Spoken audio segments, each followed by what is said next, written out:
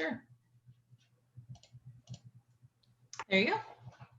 Okay, we are live and we are back from closed session, and we do have a report out of closed session. So the council this evening unanimously appointed John Dunleavy as our next city manager effective August 10th. Don Levy, just for a little information, and Amy, if you want to join him in here, has served as the served as the city manager for the city of Winters for the last 18 and a half years. Prior to that, he was an assistant city manager for Grand Terrace for 7 years. He's earned his master's of public administration, become a nationally accredited manager in 2012, serves on a number of different committees on the League of California Cities, including their executive board. So I've asked and invited John to join us here. I just want to note, John, before we give you an opportunity to say hello, after the remarks this evening, we will provide an oral report that includes a full breakdown on the agreement itself. I will let you know that item number 7, which is the formal approval of the agreement, we will be, if the council agrees, in our agenda approval, I will be asking that we move that item to the very end of the meeting to allow for public comment. We realize that we are just now making it available. In fact, the agreement, I believe, is in the process, and I'll turn to our city clerk, being uploaded onto the website for the, and I know we'll have some further discussion about the timing of that agreement when we get there, but for those who want to review it, it is available, and you can make comments, public comments, by emailing us at publiccomment@auburn.ca.gov. You can do that at any time during the meeting, and we will consider it before we take any action on the employment agreement itself. Again, we just this evening came to an agreement, and so we are looking forward to having that discussion. So, John, I just want to give you a quick opportunity. I kind of read a little bit of your biography, but welcome here to the city of Auburn. And really to everybody in Auburn, I have to tell you, I'm absolutely thrilled. I love it. And the opportunity to come to Auburn, to really one of the best communities in the entire Sacramento region, is a real highlight for me. It's right now, all of my family is watching on YouTube on this, because we really are a team, and we're just absolutely thrilled to have an opportunity to become a part of the Auburn community and to work with a really good staff and to do things that we absolutely love. Auburn's not only a beautiful community, it's, you know, probably the biggest thing that I've found is that there's a lot of pride. People love being from Auburn. And there are people from all over the world who make that their destination for whether it's ultra running or riding horses or doing something. But Mayor and Council, I can tell you, I'm absolutely thrilled to be here, and I'm actually very honored. Great, thank you very much. I will just note for the community, we have been spending many months going through this process. In fact, in January, when current city manager Bob Richardson announced his retirement, we began a national-wide search and have gone through reviewing, I think it was almost 60 candidates for this position. And we are very fortunate, John, to have had somebody with your expertise, your experience level of already leading a city within our region come and join us. So I know we are just as excited. I do want to open it up, give an opportunity for the rest of the city council if they'd like to say anything. And I'll start with the vice mayor. Thank you, Mr. Mayor. John, obviously, it's been a long process. I'm glad we got across the finish line so far. Very excited to have you join the city. Your experiences in your previous posts, I think, will lend themselves well to your stepping off into the city of Auburn and helping us through these uncharted waters that we've got in front of us. So I, as you, am very excited to get you and your family out here to our beautiful city. And I'm very excited about the great things you're going to do for our city. So welcome. Member Mackey. Hello, John, and welcome again. We're so grateful that you agreed to be our new city manager. And I think that you'll find it'll be a job that you can fit into quite easily. And I think you're going to enjoy our community as we're going to enjoy you. I enjoyed meeting you the other day personally, and welcome to the city of Auburn. Great, thank you. Yeah, Member Downing Calvillo. Thank you. Yes, we're very happy to welcome you, John. Thank you so much for agreeing to come to Auburn. We know you're going to do great things. I know my colleagues have said that, and just very excited about this opportunity for you and for us, really. So thank you again, and we look forward to working with you. Councilwoman Amara. Yes, thank you. John, I'm so excited. I'm super excited to have you come to Auburn. And it was my pleasure to spend time with you the other day. And your credentials are outstanding. And I love your spirit, your enthusiasm, your demeanor. And that's just what Auburn needs. So with that being said, I also expect to see you take some time to run around the canyon. So Yes. welcome to Auburn. Thank you. Thank you.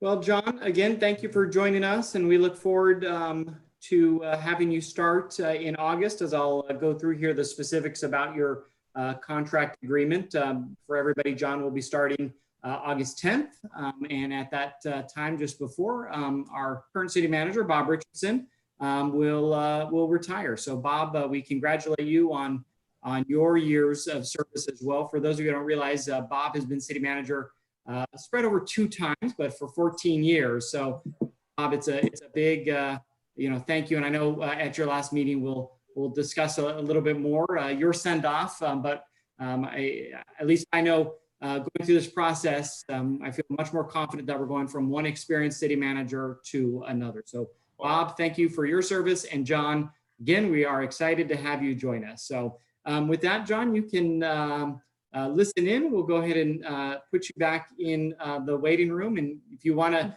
join us throughout the meeting, listening in for the budget, definitely do so. But I know you still have work in the city of Winters to do. So Yeah, I will be on listening. Great. Thank you very much. Thank you, John. As I mentioned, the employment agreement with John Dunleavy does contain the same basic provisions as the employment agreement with our past city manager and as well as other management employees of the city. Before I read the details, I just want to confirm with the city clerk, you have a copy of that agreement and it has been posted, correct? I was sent one about 6 minutes before the meeting started, so it's being posted now. Great, thank you. And Amy, as it's getting posted, where can people find that? Is it in the minute agenda? Well, I'm going to make it front page. I can put a link to it on the front page of the website, and it's also going to be under human resources under the management contract section.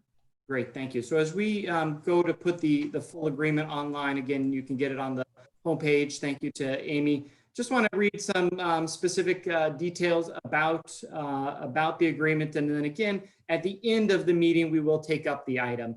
So the agreement begins with a start date of August 10th, 2020.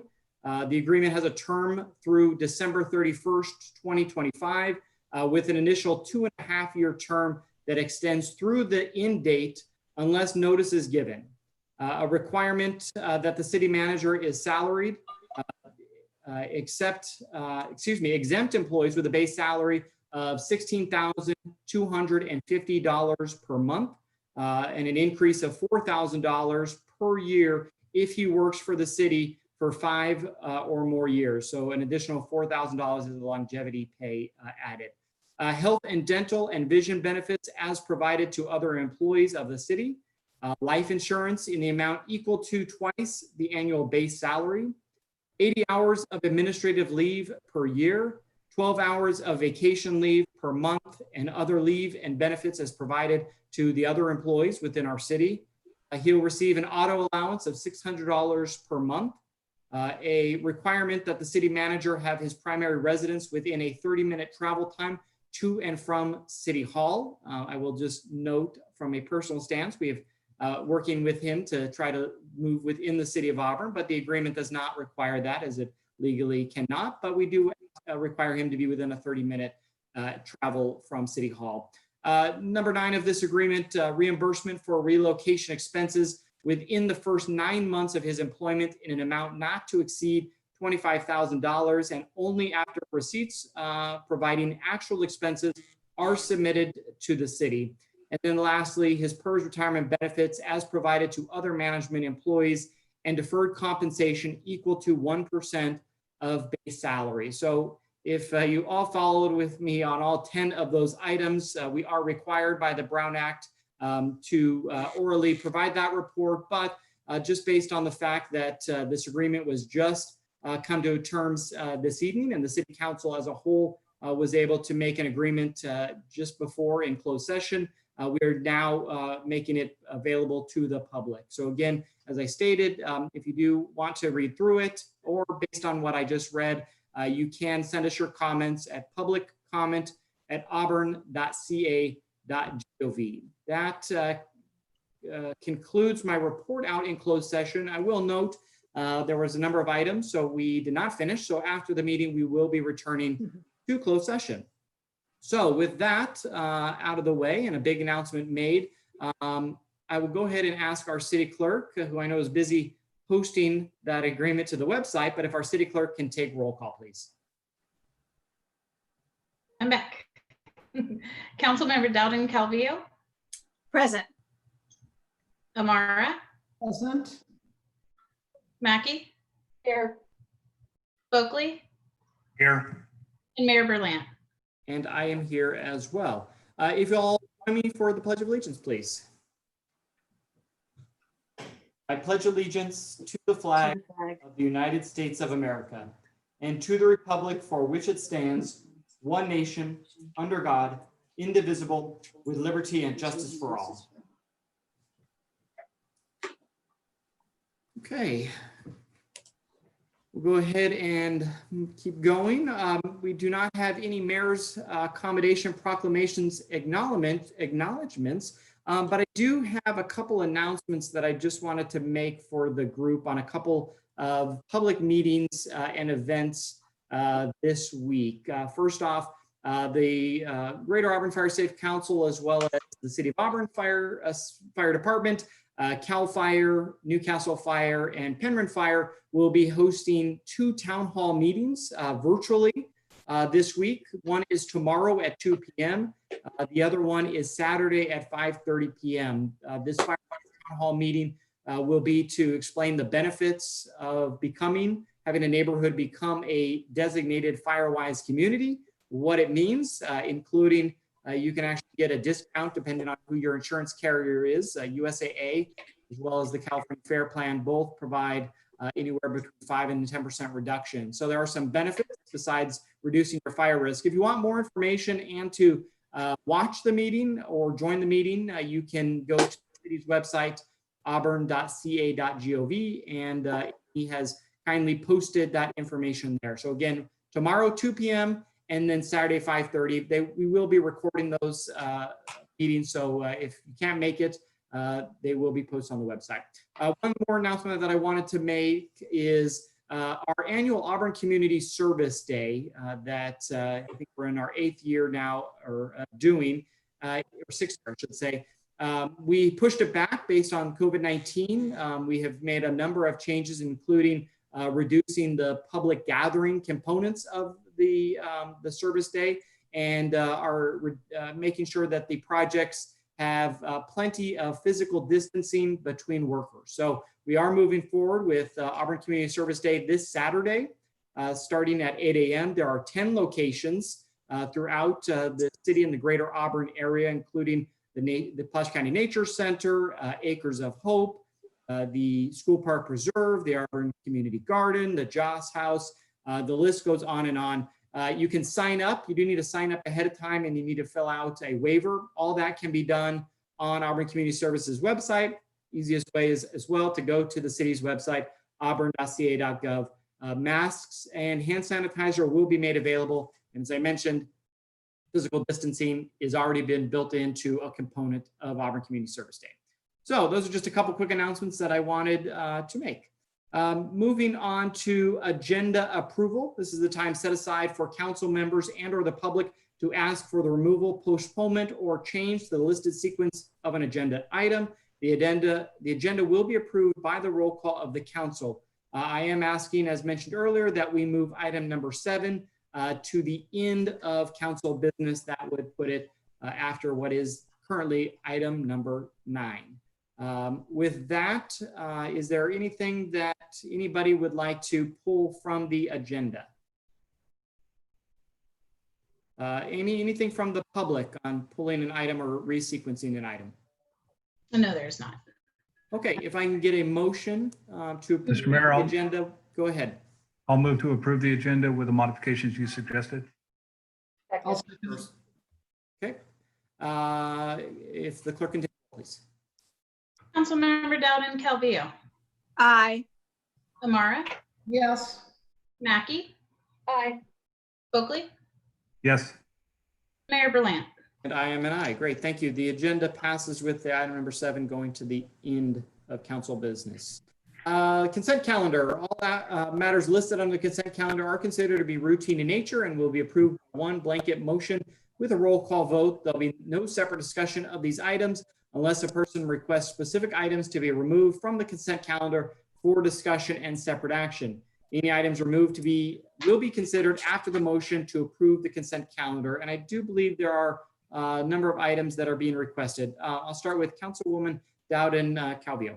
Yes, Mr. Mayor, I'd like to remove items number 2 and 3, please, from the consent calendar.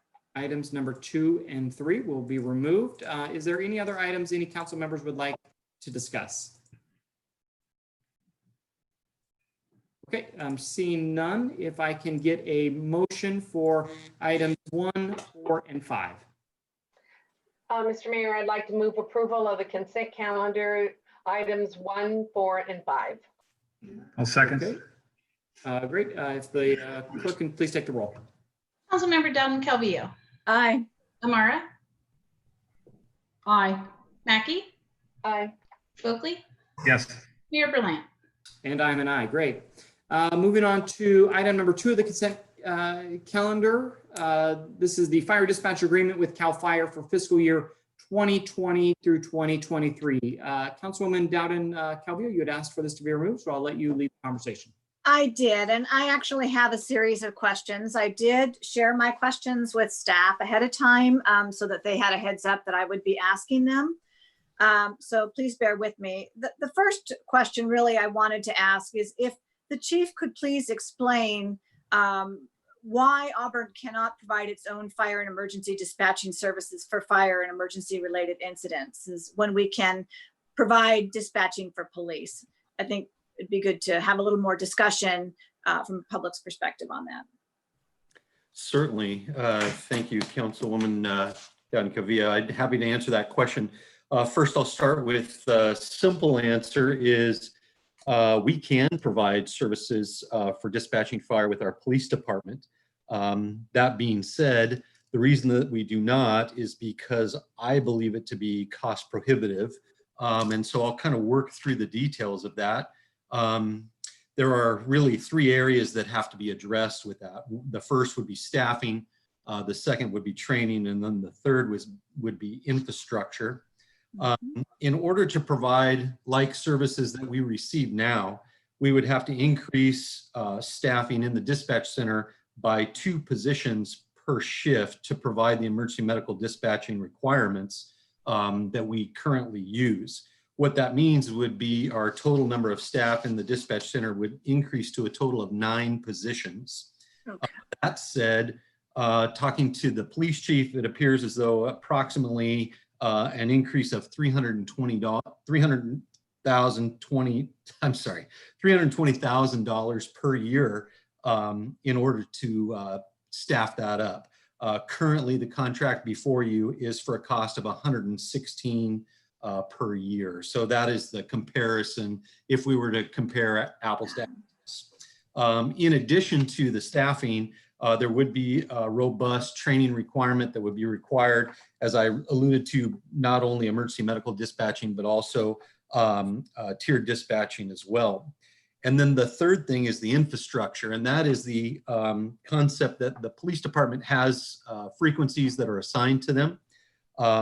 There is no fire frequencies that are assigned. That would be something that we'd have to research with FCC, the Federal Communications Commission. My understanding is that at this time, I don't believe there are any additional frequencies available to even to get. All of our systems have been built out to their capacity, and I have no idea what the cost would be associated with that. In addition, when you talk about infrastructure, we're talking about antennas, repeaters, those types of things that go with it. And again, I don't have any idea what those total costs would be. So with that, I would tell you that certainly we can move forward and put together a package for you that would have total cost. It would take a fair amount of time to go through that process, but happy to do it. Can you tell me, Chief, when we began to contract with CAL FIRE to perform this service? Well, I would love to tell you when. I can tell you in my research that it's been more than 20 years. I was not able to locate any documents that had the actual initiation date as far as I could find, but I do know that it's been more than 20 years. I also wanted to ask, do we know how many incidences that the Auburn Fire responded to in the past 3 years? And I ask that because that's based in part on what our share is for the overall cost from CAL FIRE. So I just wondered, do you know, can you give me that information? Yeah, happy to. And so when we talk about the discussion and calls for service, you have to break it into two components. We have total calls for service, which is all the calls that we run. And then we have calls that are within our jurisdictional authority. When we look at this contract, we're only paying for the calls that are dispatched within our jurisdictional authority. The example would be simply if we are requested by Newcastle to respond into their area, that is not charged to us against our dispatch contract. That's a mutual aid process.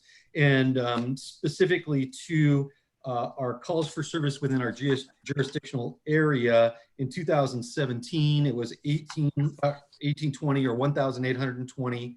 In 2018, it was 1,848.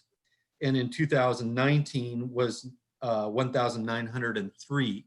And bear in mind that those are calls for service that are in our jurisdictional authority. So when you look at our annual report, there will be a higher number. We talk about total calls for service and the impact on our resources. Okay. I found it interesting that it's actually cheaper to provide the services to Yuba County than the city of Auburn, and the jurisdiction is so much broader with Yuba County. So I guess they must just have fewer calls, since that's really.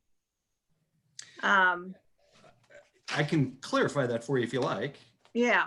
So Yuba County, the area that's serviced by CAL FIRE Dispatch Center, makes up about 7 different fire agencies, mostly volunteer. So look at that area. If you combine all 7 fire agencies, their call volume total is slightly less than the 1,800 calls that we run here within our jurisdiction. So that's why you see that decrease. It does. Now keep in mind that in Yuba County there are other fire departments.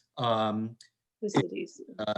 That includes Marysville and some other paid professional fire departments that are not part of that contract.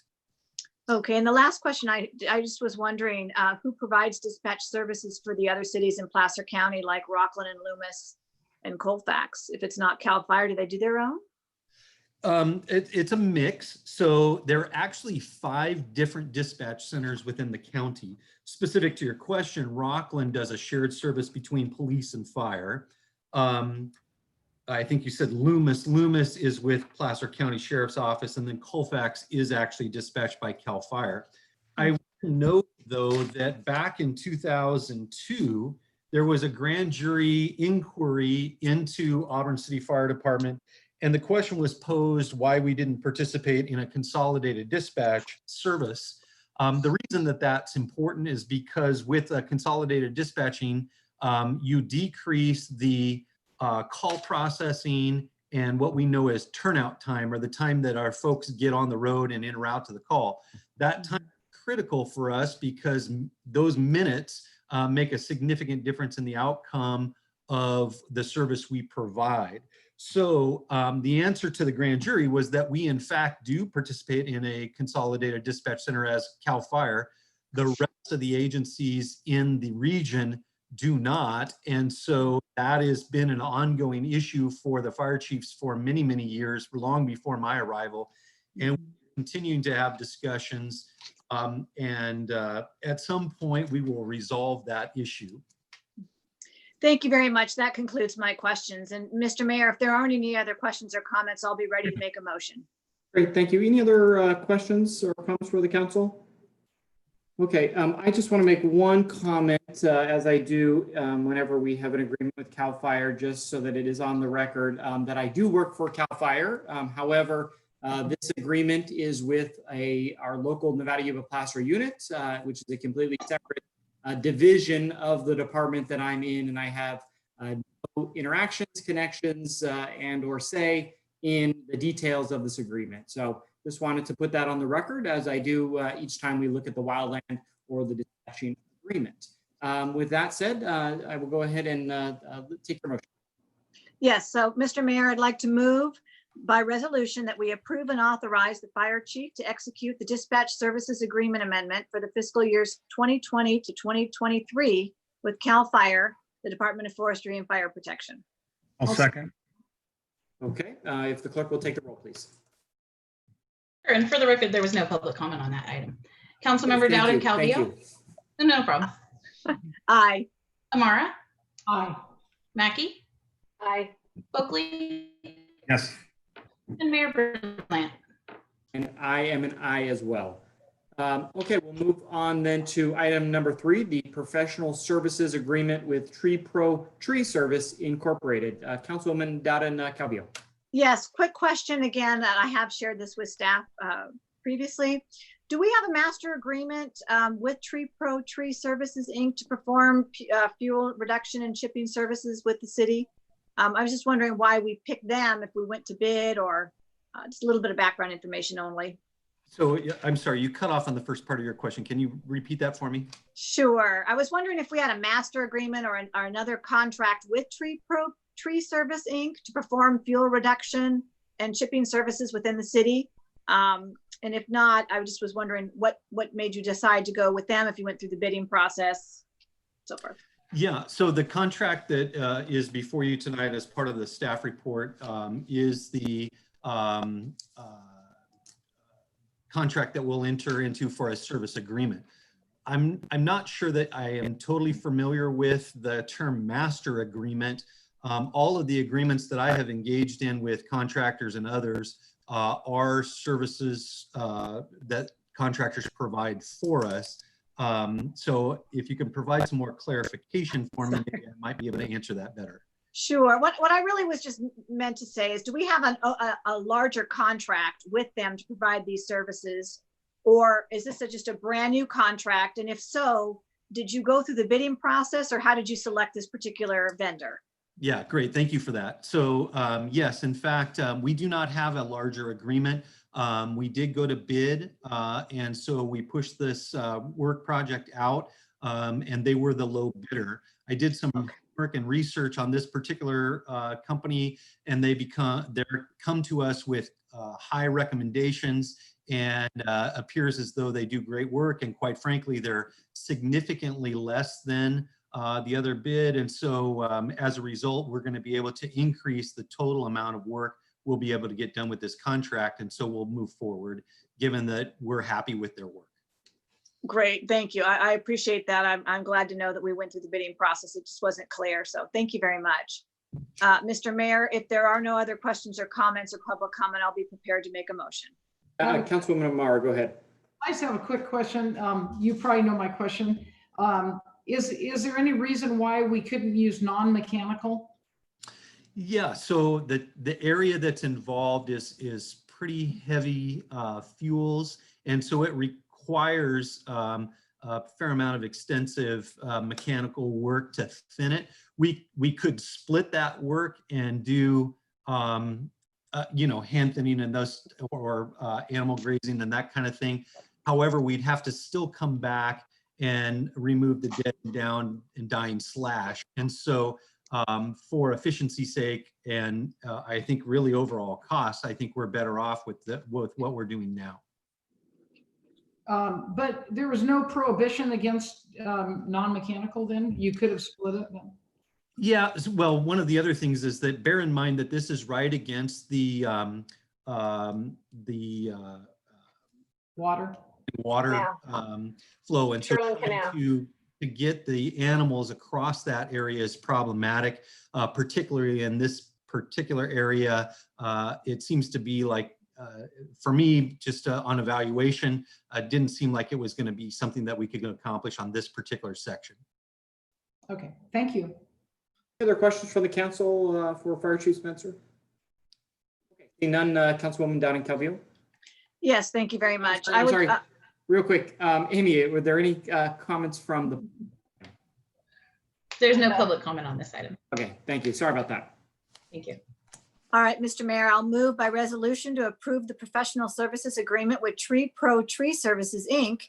to implement fuels reduction and shipping services in the Eagles Nest area adjacent to the American River Shaded Fuel Break through the Middle Fork Project Fuel Reduction Management Program Grants Program, and authorize the Fire Chief to execute this agreement. Second. Okay, if the clerk will please take the roll. Councilmember Dowling-Calvillo. Aye. Amara. Yes. Mackey. Aye. Oakley. Yes. Mayor Berland. Aye. Okay, moving on in our agenda here, we'll go ahead and that ends our consent calendar. So we will move to public comment. This is the time provided so that the public may speak to the council on an item that is not on the agenda. We ask that comments have been sent in ahead of time. Due to the ongoing threat of COVID-19, this meeting is being conducted pursuant to the provisions of the Governor's Executive Order N25-20, a lot of legalese tonight. Public comments are being accepted and were accepted at publiccomment@auburn.ca.gov or via telephone 530-823-4211, extension 112, and indicated they were for public comment. So I will go ahead and ask the city clerk. Actually, before we do that, I'll allow the city council to do one. And I do want to pass on a comment. Sally Dolly contacted me today. The butt lady of Auburn continues her efforts. And though she's not able to join us here electronically, she wanted to let you all know that as of today, she's at 1,722,578 butts. And she obviously explained, like she always has historically to us, that that is one less butt that the fish can eat. And she wishes there were more people who would throw them in the garbage. So I wanted to pass that along to you since we don't get to see her face at our meetings every day. With that, I'll turn it to the council, see if there's any council members that would like to make a comment. No. And not seeing any, I'll turn it to the city clerk to run us through the public comments that have been made. Okay, public comment for items not on the agenda. I received written public comment, and I'll show those now.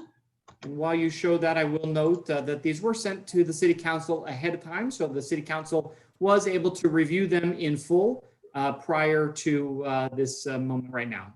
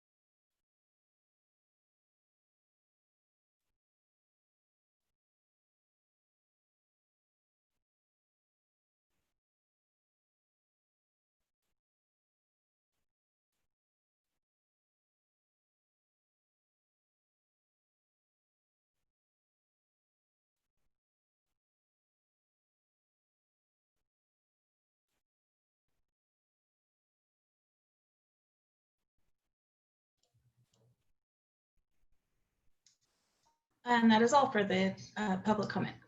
Great, thank you very much. I will note for the public, obviously, since I think some of those were submitted, there is now a statewide executive order that requires face masks be worn in most situations out in public. And while it was commented that during these meetings we should be wearing our masks as well, I think it should be noted based on the backgrounds that each of us are clearly in different locations because we are at home where we are able to shelter in place and not be near each other. And then I'd ask city staff to, I'm going to refer the PG&E generator comment, if I can ask city staff to follow up on that item, please. That will end our public comment. And so we will go ahead and move on to council business. Again, we are rearranging the agenda. So item number 7 will be heard last. So we'll start with item number 8, the Nevada Street Pedestrian and Bicycle Facilities Phase 2 Project Amendment number 1 to the Professional Services Agreement with Wallace Pool and Associates. I'm assuming Chris is taking the lead on this. So Chris, welcome. Good evening, Mayor, fellow council members. My name is Chris Chardell, City Engineer for the city here. The item before you is, as you mentioned already, Amendment number 1 to Professional Services Agreement with Wallace Pool and Associates for material testing and observation services for the Nevada Street Phase 2 project. So before you, Amendment 1 is basically covering the remaining services and especially documentation to close out the project, increasing the total amount up to $46,450. Some reasons for some of the cost increase were due to Caltrans input during a mid-construction audit, as well as just the overall construction schedule of the project. There was weather delays, wet weather, and there was just some additional testing days than what was anticipated just looking at the plans and specs originally when the proposal was provided to the city. And that's the general overview I have. I'm available to take any questions. Real quick question, Chris, is the $46,000 from the contingency amount in the agreement, or is this beyond and outside that scope? Yeah, so when we brought this item to council to award the project, we identified the hard construction costs as well as construction support services, about $200,000 total, which includes inspection, design support from the original designers, answering RFIs, and material testing and any surveying or survey staking needs during construction. So it was a separate part identified that was funded. The total identified amount of $5.1 million. And so it's separate from the construction contingency, but included in construction costs under construction support services. Great, I have a couple more, but I'll come back after I open it up. Council questions for Chris? Yeah, Councilmember Spokley. Thank you, Mr. Mayor. Chris, the explanation in the staff report for this change order talks about what seemed to be very standard and typical material testing.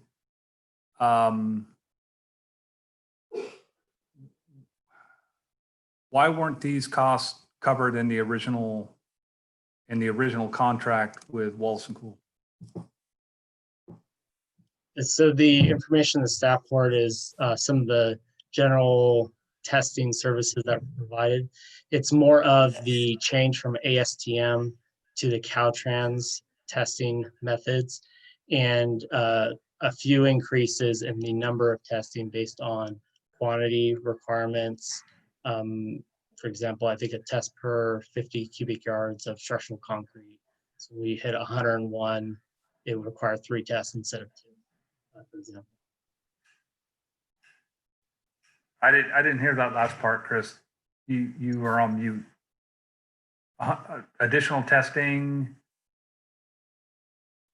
Yeah, based on the quantities, what the testing frequency usually called out from Caltrans, So when we were midway through construction back in January, we had a construction audit with District 3, Caltrans District 3 construction oversight engineer.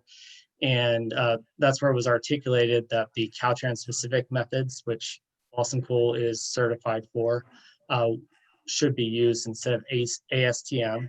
And in addition to that, the frequency requirements were different than what was in the project specs. So when we hit over 100 cubic yards, just a specific example, it changed to 3 cylinders pulled or additional testing than what was anticipated originally.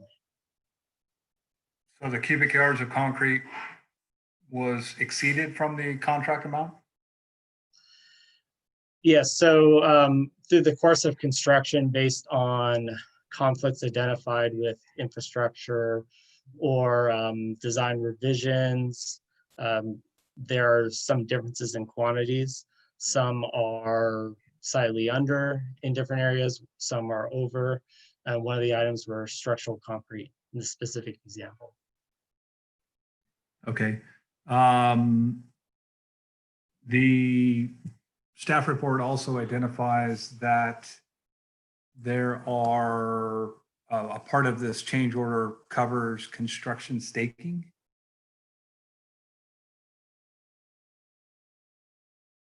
Did Wallace & Cool provide construction staking services for the project?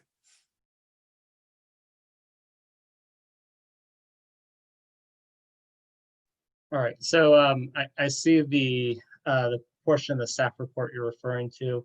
That statement there is just the general showing the current costs to date as of the staff report and the projected costs. So those costs to date include services, the hard costs through construction, full-time inspection, construction administration, which would be answering RFIs through Mark Thomas, surveying, which would be through Mark Thomas, so through a separate consultant. Wallace & Cool, their services specifically were material testing, special inspection, general observation, rebar, compaction testing, various time pulling cylinders, pulling samples for asphalt, and so forth. And thank you, Chris. The last question I have for you is related to the overall project contingency. Can you just recap for me and anyone listening where we stand with this project with respect to our overall project contingency, which we all know is hopefully going to go back into our general fund and roadway maintenance, I hope. Can you give us an overview of where we are with that? Yeah, so as I alluded to before, when we enter construction, we hit things you wouldn't expect underground. So you have to resolve utility conflicts. So through multiple examples, there were some things that required changes to the city infrastructure, some other items, changes to, for example, PCWA's infrastructure that was tied to this project, their water line was adjusted. So through different contract change orders, the city and PCWA carried that cost. So anything executed that was waterline related is being or was reimbursed through PCWA. So currently, the construction-based contract amount was about 4.3 million, which would be a 10% contingency about 430,000. To date, right now, we have about 160,000 of executed contract change orders. We're anticipating that as the documentation is finalized and contract change orders are executed to be about the 250,000 to 300,000 ballpark, the way we're tracking right now. So anticipated about 170,000 remaining of the contingency.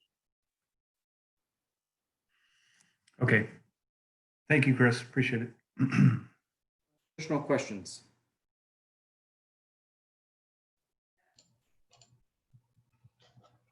Okay, not seeing any other questions. Amy, is there any public comment on this item? There's not. Okay, go ahead, Councilwoman Marr.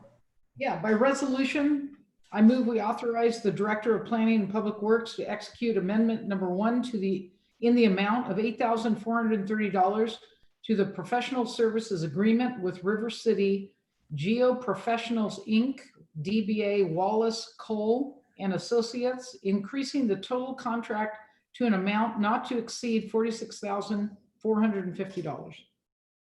Is there a second? I'll second. Okay, if the clerk will take the roll, please. Councilmember Dalton Calvillo, Aye.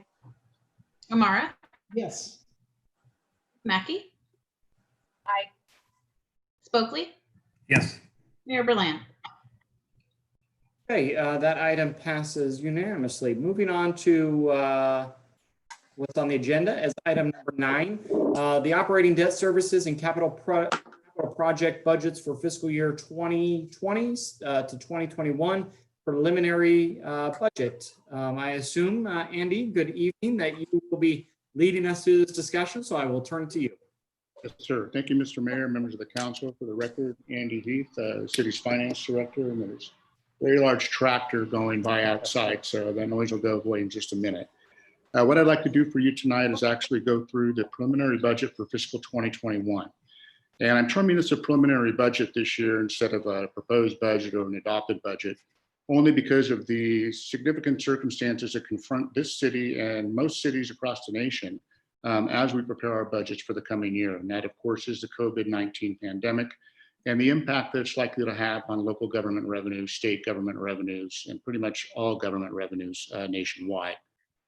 Because of the likely dire impacts that this crisis will have on a couple of the city's main revenue sources, particularly sales tax and transient occupancy tax, staff is recommending that this budget be revisited occasionally in the coming future, particularly right after the second quarter sales tax returns are made available so that we can find out exactly what the shutdown of the economy that transpired in March and has ensued for this whole quarter, April, May, and June, what likely impacts that will have on our sales tax collections. We did receive the sales tax collections for the first quarter. That would be January, February, March. They were down marginally, but certainly not down as much as originally thought. And that probably has a lot to do with the fact that fuel really didn't start falling until the end of March, where the price of oil decreased significantly. And then, of course, because we rely heavily on the sales of fuel for the majority of our sales tax, we didn't see as big of a fall as maybe some other jurisdictions might have. But that second quarter return, which we really will not know until August or September of later this year in a couple of months, will be the key to really determining how we're going to move forward, what the forecast for the coming year looks like on the revenue side, and how this city ultimately plays it out in the future. So that's why we're terming this a preliminary budget. Again, it's expected to come back to you very soon. So with that, I'm going to share my screen and try to find the presentation. Where is it? All kinds of them here. Edit. Okay. Show it.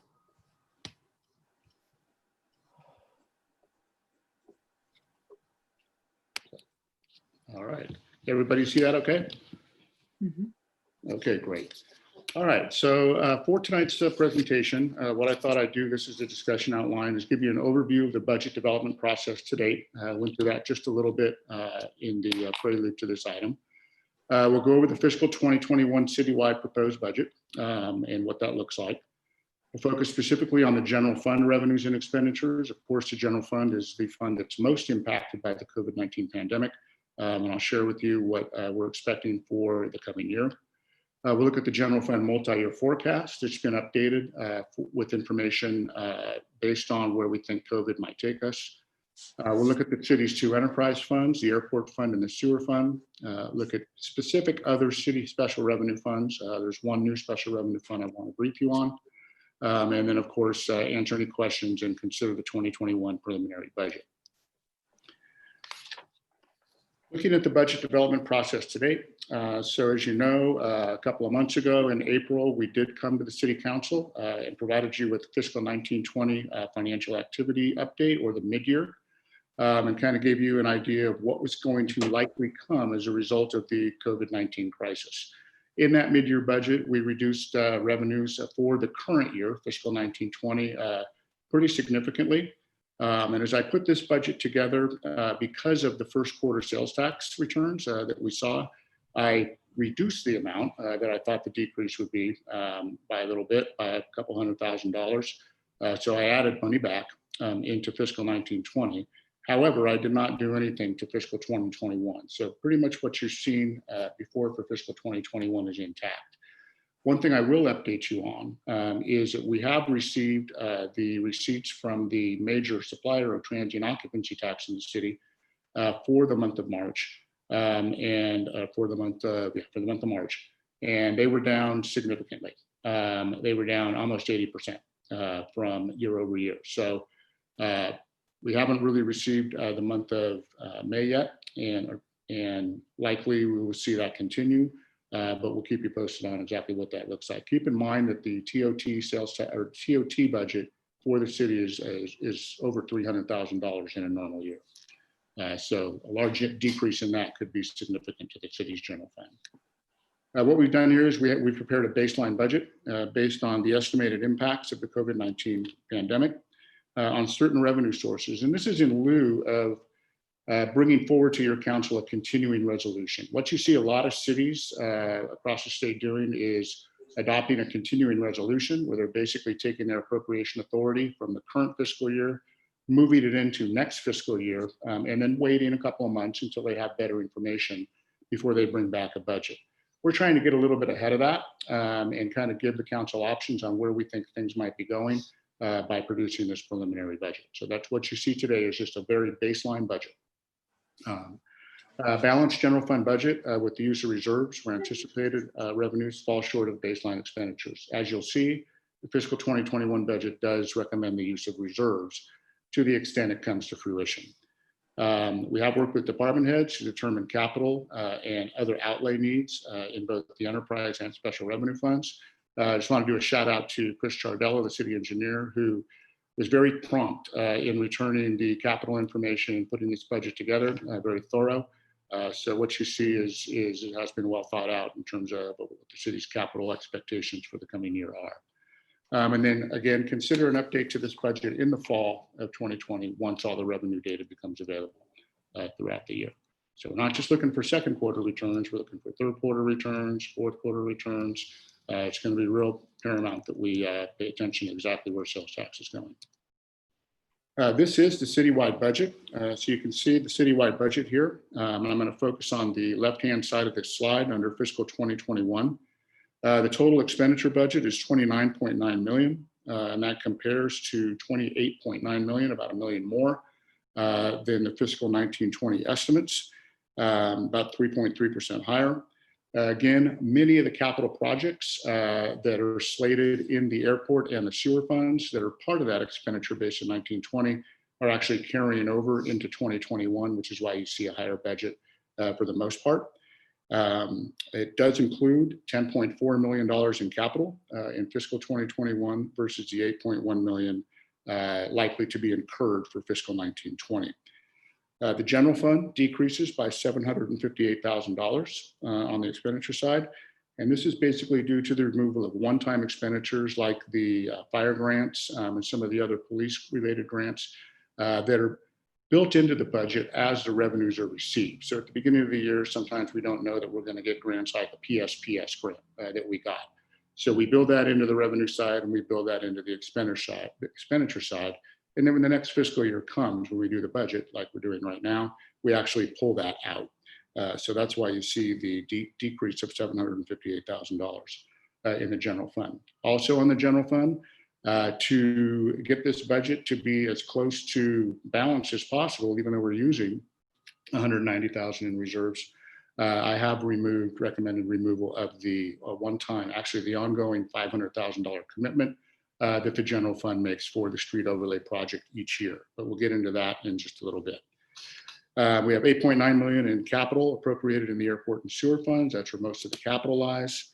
Again, as the engineer discussed right before this item, the Nevada Street project is winding down.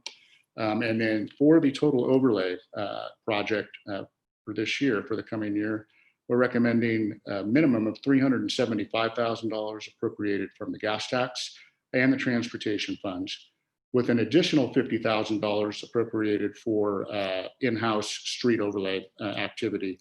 And then, of course, to the extent anything remains from the Nevada Street project, non-use of the contingency, we will actually add that back as well. Looking at the capital projects, you can see here's how the $10.4 million in capital is broken out. Most of that is in the airport and sewer fund.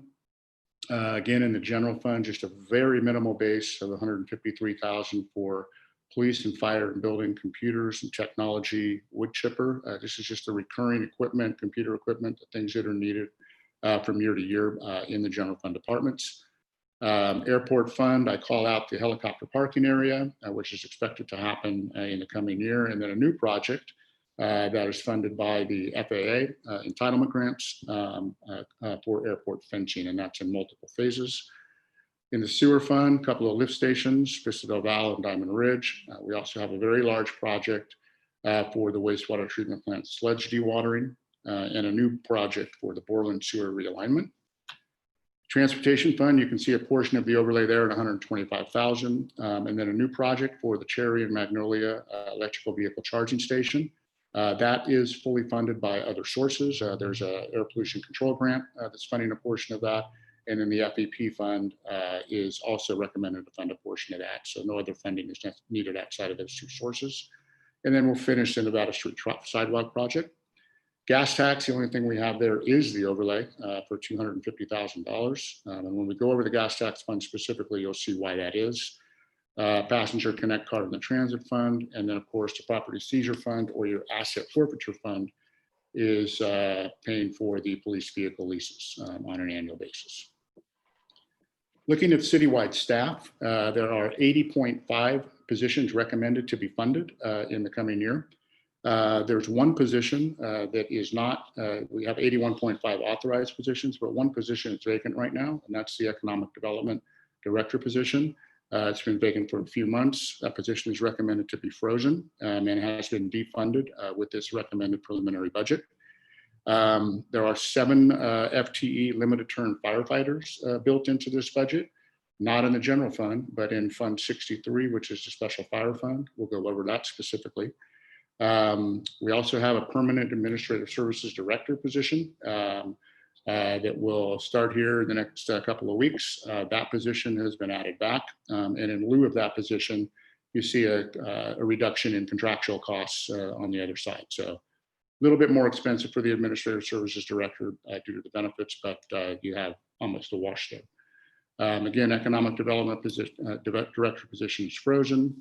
And then of course, the sewer and transit directly fund 7 positions and 4 part-time positions as those are basically fee-based activities. So 80.5 positions are recommended for the coming year.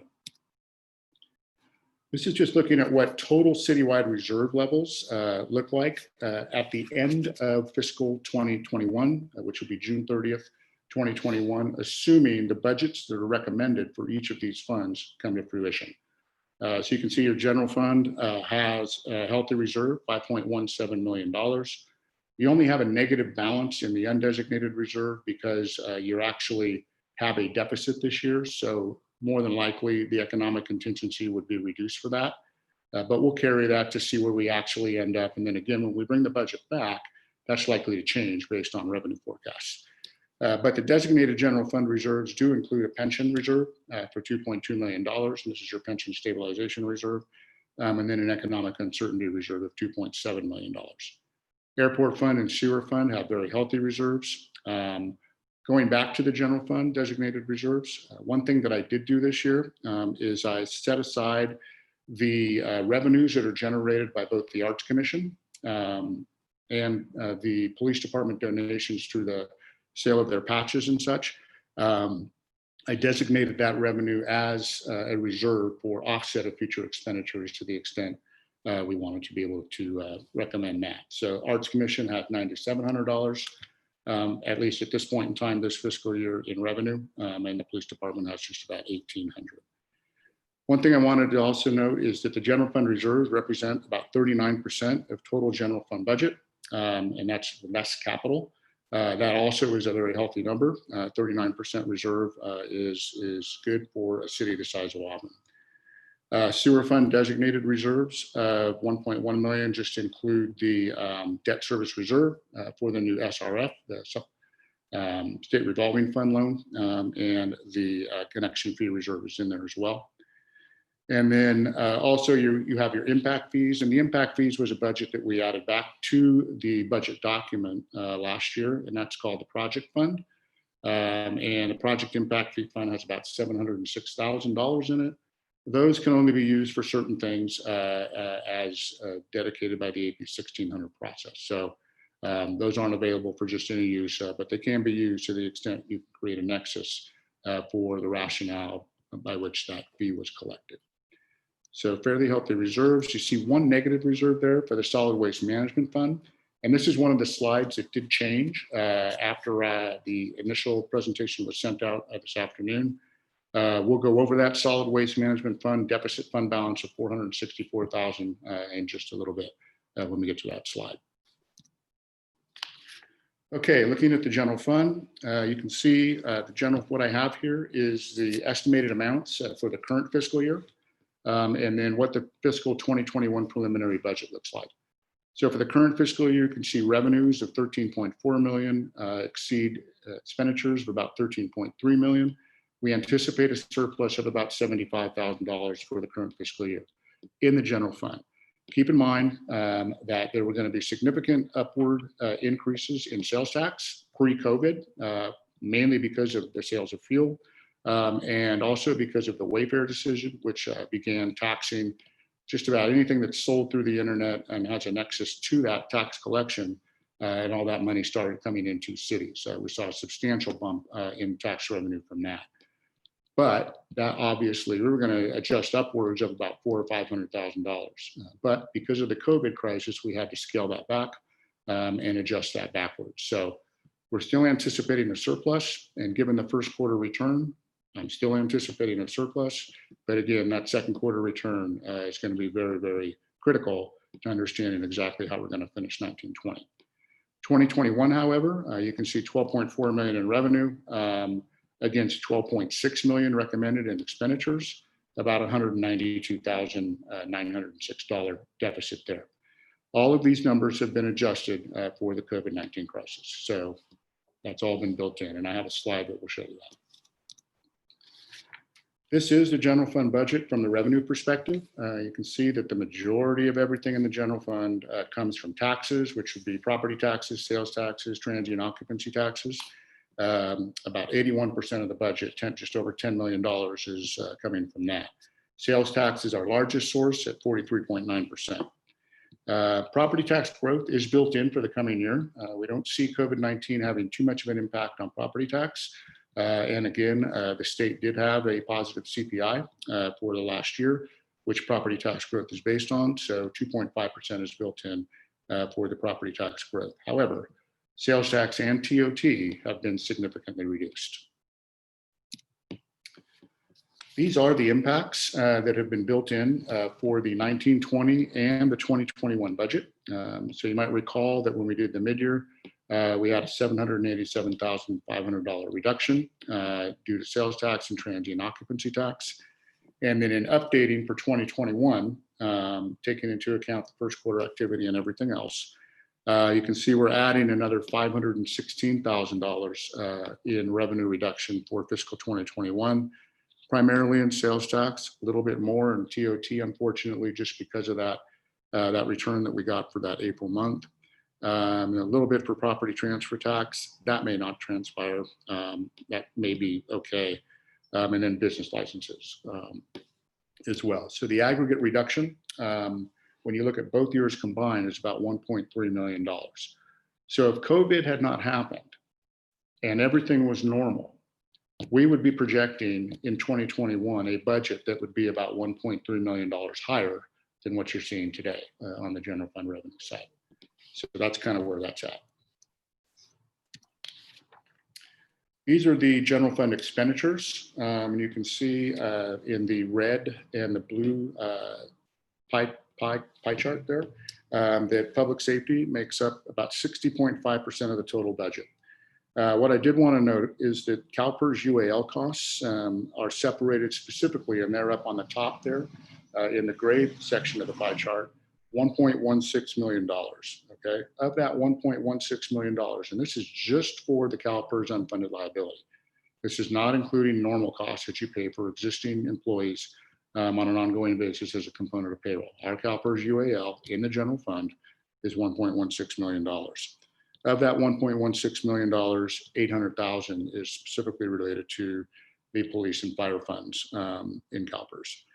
One other note I want to give you on the cost side, particularly because costs are increasing significantly, is that insurance costs are slated to go up by about $180,000 in the coming fiscal year due to workers' comp going up $115,000 and liability going up $63,000.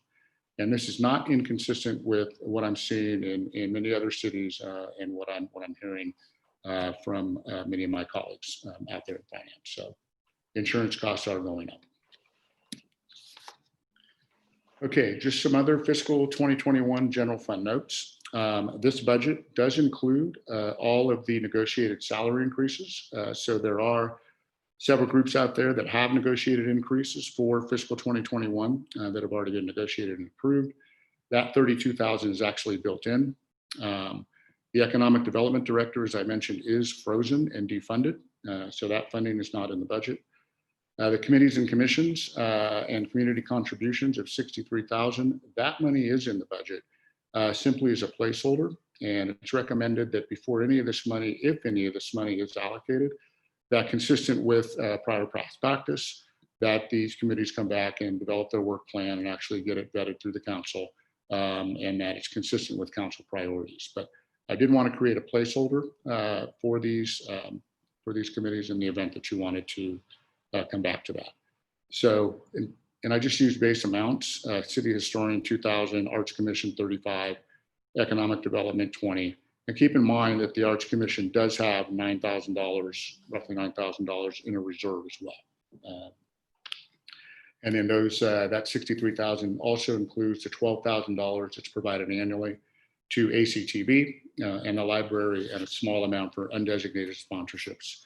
Andy, that doesn't add up, right? Well, yeah, the 63 is just for, I think, the committees and commissions, and 55. Because I got 93. Yeah, it should be 93. You're right. Yeah. Should be 93. All right, thank you. Okay, yeah, it's 93. All right, move on. Okay, so these are the recommended reserves in the general fund. At the end of the year, again, assuming that this budget comes to fruition, your economic uncertainty and unfunded liability reserves will be 2.7 and 2.2 million. A prepaid insurance reserve will be 260,000, and this is the money set aside for the prepaid workers' comp and general liability insurance, our banking layer, basically, that we can use to offset future premiums. And then you have the Arts Commission reserve, 9,700, police donations reserve, 1,800, and then a negative unassigned reserve only because you have a negative fund balance. If this were to happen and we would have a negative unassigned reserve, that would actually come out of the economic uncertainty reserve or the unfunded liability reserve, one of those two reserves. You have 5.138 million at the end of June 2021. And again, those discretionary reserves account for 39% of non-capital expenditures. Looking at the general fund forecast, particularly as it relates to CalPERS employer costs, this is what the chart looks like as updated. The blue costs represent the normal costs. And you see those don't fluctuate so much only because in the model, only negotiated salary increases are built in. And CalPERS specifically tries to keep normal costs static. However, the orange bar represents unfunded liability costs, and those continue to rise. And keep in mind, to the extent CalPERS does not make its discount rate on its portfolio, of 7%, that those orange bars will only get bigger. This year, it's been kind of a really wild ride for CalPERS. I think we reported at one point in time that CalPERS had a negative 4% return when they did an initial update. Then about a month and a half later, they did another update and they had a positive 1 or 2% return. And then the market's come back a little more, and now the market's gone back a little bit. So hopefully we have a positive return, but it's probably pretty unlikely that it's going to be their discount rate of 7%. So increased pension costs are likely to transpire a few years from now. This is what the forecast looks like when you build everything in from a base perspective and you extrapolate it out all the way through 2024-25. You can see 1920, we have a $75,000 surplus that's anticipated. The $192,000 deficit budget that's in front of you tonight. And then another deficit budget of $314,793. Again, that deficit only exists because I put the overlay money back in the budget. So starting in 21-22, the $500,000 annually for overlay is built in. So that's why that goes up. Because what I've done for fiscal 21-22 and 22-23 is I've actually started to gradually bring back the revenues as a result of the COVID decreases. Didn't bring them back all at once. I split them out over 2 fiscal years, 21-22 and 22-23, where in 22-23 things begin to normalize, at least from a forecast perspective. So that's why you see the black numbers come back in 22-23 and then beyond. So that's what the forecast looks like. Okay, so that completes the general fund. Move on now to the enterprise funds for the airport. For the current year, you can see about $817,000 in revenue will be offset by $489,000 in expenditures. And then in fiscal 2021, $2.1 million revenue budget and a $2.5 million expenditure budget. So we are using some reserves for certain capital activities. We have the FAA entitlement funding of $1.3 million that's being provided for certain capital projects that I mentioned earlier, particularly the fencing. And then $2.16 million capital program is a lot of that's carried over from the previous year, this current year, mainly the helicopter project with the addition of the airport fencing. The projected airport fund balance at the end of 6/30/21, assuming we do spend all the $2.5 million in expenditures and bring in the $2 million in revenue, will be about $1.45 million. Again, a very healthy reserve for the airport. And then one number I like pointing out for the enterprise funds is an operating margin. So when you take all of the annually recurring receipts of revenues, things like leases, tie downs, fuel sales, property taxes, et cetera, that are collected at the airport, and you subtract all the regularly occurring expenditures, basically everything except for capital, that gives you your margin. So the airport adds back about $440,000 per year for offsets to future capital projects. So it's a pretty healthy margin. In the sewer fund, estimated revenues for this year, $6.7 million, expenditures of $4.8 million. However, next year you see about the same amount of revenue, $6.7 million, offset by a large amount of expenditures of just under $11.2 million. Some of the notes, no sewer service rate increase for fiscal 2021 is on the table. Many of the capital projects that were in the current year budget are carried over. And then we've added a large project for wastewater treatment sludge dewatering. It's a $3.6 million project in the budget. There's a $250,000 new project for the board and sewer realignment. And then again, we have the new debt service for the SRF for the oxidation ditch that started this year. Fortunately, in fiscal 2021, it's the last year for all the prior SRF debt. So we only have one outstanding SRF debt, whereas a couple of years ago last year we had 3. And the operating margin in the sewer fund is about $2.44 million. So all of that goes to capital annually.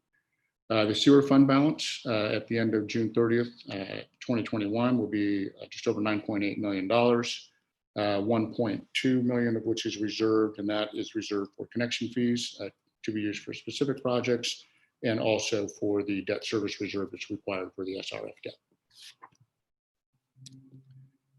Okay, moving on to the gas tax fund on the revenue side, 583,000 in revenue expected for the current fiscal year, 930,000 in expenditures.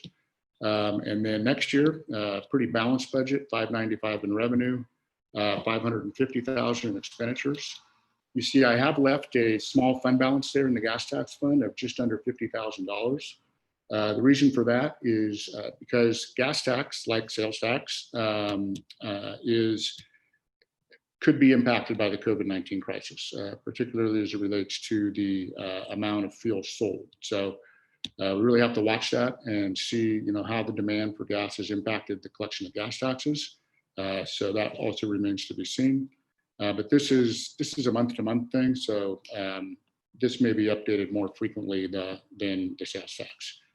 There is $250,000 earmarked for the overlay program in this 2021 budget. But the gas tax fund also funds the street light maintenance and utilities costs, and that's anywhere between 180 and 200,000 per year. And then it funds some street maintenance staff costs, particularly for street sweeping, so about $65,000 per year for the city street sweeping program that the city manages itself with our folks out at the yard. That is actually funded by gas tax as well. And again, the COVID-19 impacts are built in. Moving on to the transportation fund, you can see large estimated amounts for the revenue and expenditure side of the current fiscal year, 5.7 million and 6.2 million, as opposed to a very small revenue amount in expenditure for fiscal 2021, 364,000 in revenue, 795,000 in expenditures. Virtually no fund balance anticipated at the end of the year, about $8,000. The Nevada Street project is likely to be completed during the fiscal year. We'll know exactly how much of the contingency remains so that we can add that back or recommend that be added back to the street overlay project, of which transportation for fiscal 2021 is slated to provide $125,000. Keeping in mind that there's 375 total when you include the gas tax and an additional 50,000 also in this fund for city staff overlay funding, as you see there in that third bullet. There is one new project, and that's the Cherry Magnolia electrical vehicle charging station, and that's funded by a air pollution control grant, and also a transfer in from the FEP fund for the whole $98,000 project. So that is the basic transportation fund. And keep in mind that the transportation fund's main source of revenue is the main source of revenue that actually funds the next fund that we'll talk about, which is a transit fund. That TDA, Transportation Development Authority Local Transportation Fund, actually has to fund transit first and make that budget whole before it can fund anything in transportation. So we do the transit fund first, and then we go back and do the transportation fund and see how much is left over. For the transit fund, in the current year, 874,000 revenue, a little over $1 million expenditures. Next year, 909,000 revenue, 730,000 expenditures. Virtually no fund balance left as we tackle all the transit costs slated for the coming year. Not too much going on in the transit fund other than the operation itself. And the only new capital project includes passenger connect cards, for which funding has already been received and is part of the fund balance in that fund. So that's something that needs to be done specific to the funding source that was received for that. Okay, this is a new fund here. This is a community development block defederalized funding fund. And what this fund does is it actually takes the program income or loan proceeds that are received from payment for CDBG business development loans. And to the extent the aggregate of the amount received by CDBG or from those loans is less than $35,000 annually, the city is allowed to quote unquote defederalize that money, take it out of program income and use it for virtually any discretionary purpose at the purview of the city. So we put this money into its own special fund, and this will be a memo fund of the general fund. So it'll roll up into the general fund. But this money will be specifically accounted for in this fund, the defederalized funding fund, as it is used for activities associated with CDBG where we can't use that right now. You might recall over the last couple of years, the Housing and Community Development Department for the state really hasn't promulgated exactly how program income admin costs can be recaptured out of program income. More than likely, those costs, to the extent you want to give loans out for the money that you have, keeping in mind that we do have over $350,000 in program income in our business development loan fund, we can't really get good loans for that money unless we actually do the work. But that work is not reimbursable by that $350,000. It's only reimbursable by the general fund at this point until the new rules come out. What this defederalized funding fund is created for is to actually pay for that without having to dip into the general fund. So we're taking the program income, defederalizing it, which is what you see there for the estimated amounts as of June 30th, 2020. We're 61,966 going back to the beginning of 2018, related specifically to the loan that is outstanding, has been collected and then defederalized because it's less than 35,000 each year.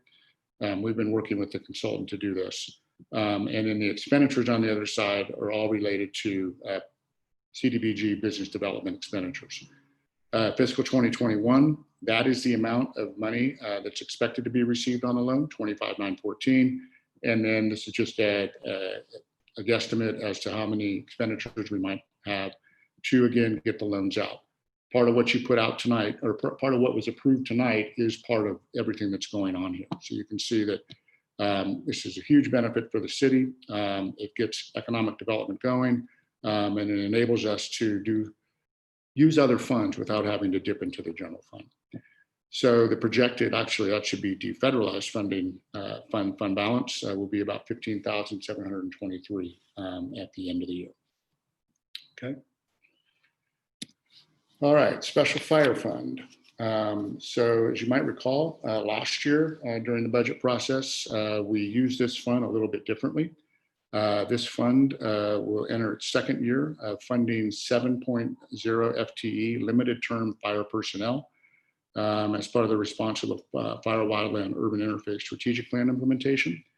Those 7 firefighters essentially cost the city in 2019-20 about $617,000. We brought in about $364,000 in revenue, but keep in mind that we had a very large carryover fund balance from the previous year that helped offset that expenditure side. So in the coming year, fiscal 2021, we do have a balanced budget. I projected a balanced budget here.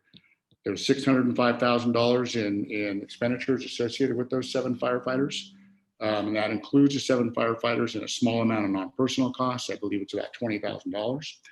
And then on the revenue side, there is the strike team money, the state of California pre-positioning money, which we received a little bit of this year, and then the field break and other grants that will go to offset that. I will say that the collection of particularly the pre-positioning money and the strike team money is speculative. In other words, the amounts that we ultimately may collect could be less, like they were in the current fiscal year, fiscal 19-20. They could be more. It's really a crapshoot to determine exactly how much we're actually going to receive. Same thing with the field break and other grants. The grants need to materialize. We need to bring those in. And then with that, we need to have the services provided by these 7 firefighters actually work to that, work on those grants to help offset those costs. So this budget is a balanced budget, but like fiscal 19-20, it's likely that by the end of the year, we may have to use a general fund transfer to balance it out. As you might recall, with the mid-year budget, your council approved $111,000 transfer from the general fund to make up for the portion of the $617,000 in expenditures that basically was not covered to avoid this fund having a deficit fund balance. So this fund is going forward. Okay, solid waste management, otherwise known as the closed landfill fund. A lot going on in this fund as well. The estimated amounts for the current fiscal year, about 197,000 in revenue, offset by 637,000 in expenditures. Now, let me qualify that 637,000 in expenditures. That amount includes the normally recurring costs that the city incurs on an annual basis related to the closed landfill. Things like monitoring, things like electricity, things like the sewer bill that fluctuates annually. It can fluctuate from 160,000 all the way down to 70,000. It just depends on how much it rains and how much runoff there is that predicates how much that bill ultimately ends up being. So that 637,000 includes the approximately 245,000 in recurring expenditures, but it also includes between $300,000 and $400,000 of new compliance costs related to the State Water Resource Control Board requirements and updated permit requirements associated with the closed landfill. Right now, the city is working diligently with both Recology and an outside consultant with Jacobs James to determine exactly what the full extent of these requirements will mean to this fund, particularly on a fiscal basis. There have been a lot of numbers that have been thrown around. I've heard $2 million, I've heard $4 million on what the ultimate cost might be. Ultimately, those costs will need to be paid for over a period of time. And they'll need to be paid for through rates. They'll need to be paid for by the city in some other way. So until we really understand exactly what this looks like moving forward, putting something together for this is just really difficult to do. It's almost like a COVID situation. But we are working diligently on this. Because I have that $637,000 expenditure number there, though, does not mean that those monies have been paid yet. The way it works is Recology asks for reimbursement, and the city gives them reimbursement to the extent the funds are available. And to the extent the funds aren't available, I have not given those reimbursements out yet. So we're not in a deficit position at this point from a cash perspective, but when you look at it from an accounting perspective, we are. So for the coming year, I have only budgeted what I believe the recurring revenues are, which would be the share of the franchise fee that we collect for the closed landfill, and the expenditures associated with the ongoing maintenance costs that we typically incur have about $228,000 to $245,000. You can see there's still a little bit of an imbalance there, so we need to raise rates. But at the end of the day, this fund will have a $464,000 deficit balance in it if everything was paid for. And furthermore, if we paid no compliance costs in fiscal 2021, which we know simply will not be the case. But we're working with Recology to determine what that looks like, and your council will be hearing quite a lot, I'm sure, in the coming future on this and exactly how the city intends on tackling this. So that is your closed landfill fund. Okay, a couple more slides. Facilities and equipment replacement fund. This is your FEP fund. These are amounts that are collected with new development in the city and put in for facility and equipment replacement citywide. Estimated amounts for the current fiscal year, $29.50 in revenue, $41,000 expenditures. In the coming year, there's a couple of FEPs projected to be collected, 26,500 there, 42,000 in expenditure. That 42,000 is only for the FEP transfer out for the Cherry and Magnolia EV charging station project in the transit fund. That's the only expenditure there. At the end of the day, assuming we make that and transfer and we bring in the 26,500, we'll have about 182,000 in fund balance that can be used towards any city building repair and maintenance or other capital activity. Okay, so that is all of the funds that I'll talk about tonight. Again, this budget is slated to be a preliminary budget. It's meant to give the council a baseline on what's to transpire at least over the next couple of months, 2 or 3 months, before we have actual information coming back from the state on what our sales tax collections are and our TOT collections, at which point it's expected that the council will be updated with a revised budget that could be significantly different. either plus or minus. So that remains to be seen. But what I've tried to do is capture what I believe is a worst case scenario for your council to consider. And with that, I'd be happy to answer any questions you might have. Great, thank you very much, Andy. And I know we have city staff in the queue too. If we have any specific questions for departments, since Councilwoman Mackey has her hand up, I'll go ahead and start with questions from her. So we'll do questions first, do public comment, and then come back to comments. Councilwoman Mackey, go ahead. Okay, I have a few questions, Andy. Thank you for a very good basic budget to prepare us for what's coming. I think it's a pretty good budget, considering how do you budget times like these. Could you explain what the removal of the one-time costs related to the PSPS grant is? Sure. So what that is, and that's in the shaded fuel break grants and the other types of grants that like human trafficking, those sorts of things. Those are typically received in the middle of a fiscal year. And sometimes we don't know we're going to receive them. Like the PSPS grant in fiscal 1920, we didn't know we were going to receive, but we ended up getting it. And what we do is we receive that money on the revenue side, and I also appropriate that money on the expenditure side. So it's an in and an out. When you go to prepare the next year's budget, you got to remove all that because it's a one-time on both sides. So that's what that means. Okay, thank you. I didn't quite understand that. Okay. I wanted to ask you, as far as the support for community projects, all these were allocated last year. Some of them have been allocated less in this budget or proposed budget. Did everybody spend their money? Did every one of these committees and commissions spend their allocated funds last year? No. No. And So, no. okay, go ahead. So you may see some additional surplus as a result of not spending those funds. Yeah, I think some, yeah. Okay, so that's what I would like to know, how much that is. Okay. What that surplus is, because of a request I want to make tonight.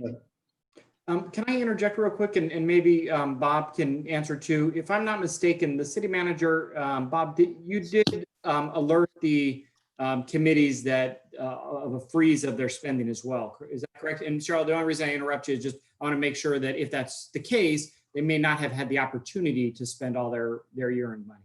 Yes, I know that. Yeah, I realize that. absolutely. We did let them know early on in the COVID environment that we were putting a freeze. I think the EDC still has roughly $20,000 left in their account.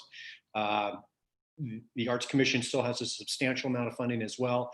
I think only the Endurance Capital Committee spent most, if not all, of their funds, but they are also allocated a very small amount each year. So we usually see a fund balance roll over each year from most of the committees. But this year it's probably a little larger than most. Okay, thank you. Sorry, Councilwoman Mackey, for interrupting you. No problem. Yeah, I just wanted to clarify that a little bit. So, Councilmember Mackey, if I could. So sure. I'm just looking at the budget now, and I'm looking at the detailed expenditure for Department number 111 in the general fund. And the budget for 1920 was what it was when we adopted it. So there will likely be some savings there for sure. Right. Okay. Thank you. Okay. So, let's see. Sorry. So as far as the gas fund, gas tax and all that, I'm going to leave that to Matt because I'm sure he's going to want to talk about that. Also the special fire fund, we have to raise that $605,000 this year, correct? Because last year we had $250,000 left over. Right. We received some revenues, so we only had to take $111,000 out of the general fund to pay for the 7 firefighters. Now we need to raise $606,000 to pay for those firefighters. Is that correct? That's right. Okay, good. And as far as, I'm going to come back to the landfill issue here in a few minutes. I wanted to ask you about the, we have lowered significantly the administrative services department as far as non-personal services from revised the budget $303,000 down to $155,000. In which department is that? That is administrative services department. Okay, right. So why is that so much lower? Why did we lower that? So that is lower because you no longer have a contractual finance director. You are replacing that with a personal services employee finance director. So then that will offset the new personal services for the new admin. Partially offset that, that's yeah. correct. Yep. Okay. And so, well, I'll get back to that too. I don't want to talk about that right now. Then the insurance is $200,000 more a year. Is that correct? Or $180,000 more a year? Yep. And aren't we self-insured through a group of cities? Don't we have one? I'm sorry. Are we self-insured through a group of cities? We are. It's We not- are self-insured. I believe there's 21 cities in the pool. Right. And those costs are shared equally. But every one of those 21 cities is seeing an increase in premiums. Why is that, do you think, Andy? Did one city have a big claim in our group? You know, I can speculate that on the liability side, because the city of Paradise is in the pool, that has something to do with it. I can also speculate that because of the number of wildfires, it just being around the state, that has something to do with it. And then the workers' comp is another issue. Workers' comp cases are always high. And as such, we share in that pool as well. So that's where you're seeing. I'm also seeing property insurance go up also. Right. Oh, yeah. Okay. Thank you for that. That's a lot. Gosh, I hope it doesn't go up like that every year. Yeah, me too. In several of the departments, we have personnel expenses. The city manager has it in his budget. Then there was some, let's see, there's some in the admin community development department. Right. No, not community development, but what are those personnel services? So personnel services is essentially all the costs associated with employees. So you have salaries and you have all related benefits, health benefits, retirement benefits, life insurance, anything associated with the cost of having an employee on staff. So that's personal services, isn't it? Personnel services, yeah. Well, this is personnel expenses. Where do you see that? In the city manager's budget, Department 120, in the finance and personnel in Department 150, there's personnel expenses because it was 70,000 last year. Oh, a line item. Okay. So Yeah. that line item is associated with the costs of recruitment costs for personnel. So, Oh, okay. right. All right. I'm sorry. I thought that recruitment cost came out of our economic development budget in the city manager's budget. No, that came out of personnel services. Oh, Personnel costs, yeah. oh, okay. Well, at one point I saw it in the economic development budget. And I think at mid-year, we actually increased that budget in Department 150 for that purpose. Are you referring to page 107 of the document, Cheryl, that it says 114? personal? It's page No. 107 because I think that's No, what it is. 114. Okay, so And 117. No, not 117, but 118. They both have 118. personnel expenses. yes, and I think they're like, there's the detailed version on pages 113, 114 and so forth, but it looks like the overall is on page 107 and the numbers don't match. Well, that's where I'm confused then. 107 is, you know, an overview of the, it Right. says personal services, Right. but then when you go to the detail, like for example, for city council, it says 72,512, So but yeah, I if you clarified go that. to, That's different, Alice. okay, That's so you're what I'm looking at looking something at. different then. Yeah. These Okay, are personal services, general fund expenses on that you're looking at page 107, but in the individual department budgets, there is a Yeah, I line saw item those. called personnel services. Right, so let me Yes. clarify this. So in the individual department schedules, particularly on page 118, so if you look at page 118, Department 150, all this is the detail for everything that's not personnel, not personal services, okay? So it's all the materials and supplies and capital projects. Right. Personnel services is just a line item, so I don't list that specifically anywhere in the document, but there is a schedule that is listed on page 107 that does list all the personnel for the personal services, okay? Personnel services is just a line item for the costs associated with recruitment, retention, those sorts of things of people that's handled by typically human resources.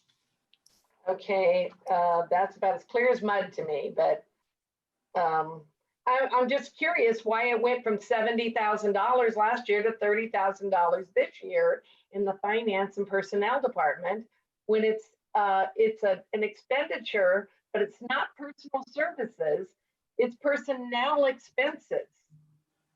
Right, personnel expenses. So that's $70,000 for the current fiscal year. Fiscal 1920 includes the city manager recruitment. And it also includes a lot of costs associated with fire department and police department backgrounds, et cetera, all that kind of stuff. So all of that's built into that cost. Okay, well, it's not a high priority, but I'll talk to you about this again tomorrow, Andy, because I'm confused a little bit because there is a same line item in the city manager's budget. So it's not high priority because I have other questions. If So I we can talked about the clarify on fire. that, you mind if I just clarify on that question for me, at least on that item? Sure, go ahead. Andy, I think I understand what you're saying.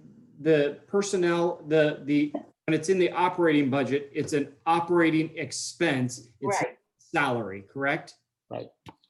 And so I think the question then is, why are those dollar amounts in the different department funds, or what kind of expenditures? I guess my question would be on that, what kind of expenditures would make up that budget item? And typically their recruitment or personnel, employee-related expenditures, not the costs of staff, but the things you might do to staff or associated with staff. Okay, thank you. So Councilwoman Mackey, thanks for letting me interrupt second time. That's all right. Yeah, actually, Bob just wrote something. So Patrick Clark might be in there as well from a labor negotiations perspective. Okay, well, that makes Probably sense. the contract that's in these still. And I would know that if I looked it up. Okay. All right, so in the economic development budget, the department budget, Department 125, since we don't have an economic development director, we have contractual services, 25,000. We have marketing and promotion for 25,000.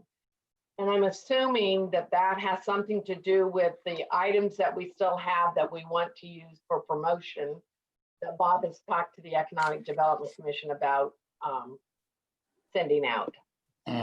Could be, but not necessarily. Again, this budget was created just as a placeholder for similar to the budget for the committees and commissions to place money in the budget for a specific purpose, which would be economic development, to the extent the council wants to move forward with that in 2021, whatever that looks like. Okay, all right. Thank you. I have a budget request, but shall I wait for that, Daniel, until the questions are all asked? Yeah, if you don't mind, I'll note and we'll circle back to you Okay. for public comment. And then I have comments. Okay, great. Thank you. Okay. Councilwoman Dowden Calvillo. Yes, I just wanted to clarify, I'm looking at all the different documents and I appreciate you touched upon this with Councilwoman Mackey. But page 107 of your documents, that's the general fund personal services. When I look at those numbers, and it lists all the different departments, and then I look at page 104, which is general fund revenue and expenditure detail. So 104 and 107 are two separate expenditures, correct? Because they don't line up. I just didn't. Yeah, so yeah, I can reconcile those for you. So page 104 is all of the expenditures associated with every department, okay? So for example, the expenditures in the city council for 79,212 are reconciled on page 107 from a personal services perspective, all the way across at 72,512. And then also on page 108 from a non-personal services or materials or supplies and capital of 6,700. So when you Got have, it. Okay. yeah, it just tries to break it out a little bit more. Okay, I just wanted to, I wasn't 100% clear. That's what it did, but I see what you're saying. Okay, that's fine. Thank you. I appreciate that clarification. Let's see here. I had the same question that Councilwoman Mackey had with regards to insurance, because I noted that we are spending 115,000 more in workers' comp and 163,000 in general liability. But you're saying we're in a pool, so that's our share. So I understood that. Then also, Councilwoman Mackey had mentioned about the fire fund. That's on page 141. So you just put in these numbers, $200,000 for CDF reimbursement strike team participation. That's really just a placeholder. We're not thinking it's going to be 200,000, or because we got 111,000 last time. Just a placeholder. Just a placeholder. Okay. Just a placeholder. Yeah, we want it to be 500,000. Yes, we want it to be much more. All right. Let's see, the other question. It's a comment. This is just a question with regards to the economic development director. I know that's defunded right now, but if it were funded with the rules, because the industrial park would include, we would include activities of economic development there. Are we able to utilize any of the airport enterprise funds for an economic development director, like a portion, a percentage based on how much work would be done there? Have we done that in the past? No, we have not. City manager. Councilmember Dowden, we have never done that in the past. However, the sales tax generated does come to the city's general fund. Property taxes can be separated and stay there. We could create additional funding by that separation, as long as we maintain good records on the work that's being done within the airport portion of the airport park. Okay. That'd be something that would be interesting to pursue. I definitely would want to run any discussions with the airport folks first, but just wondering if that was even a possibility. I know there are restrictions. And I think that concludes my questions. I also have comments and some, well, let's see. I guess, let's see if it's a question. I did note that the committees did submit work plans. So yeah, those are all my questions for right now. Okay, Thank we'll you. circle back with you here after public comment. Councilwoman Amara. Thank you, Mayor Berlant. A lot of my questions were answered by the previous councilwoman, but I do have a couple of questions.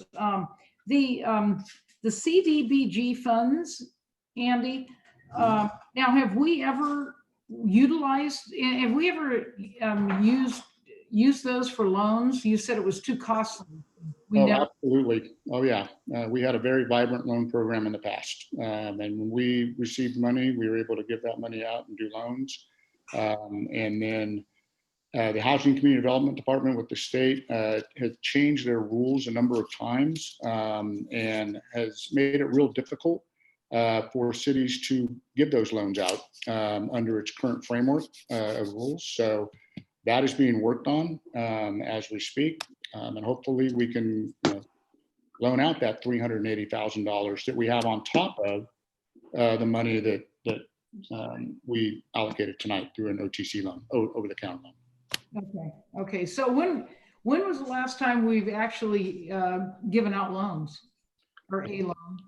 The last loan was for the existing only loan outstanding, which would be Knee Deep Brewing Company. Oh, okay.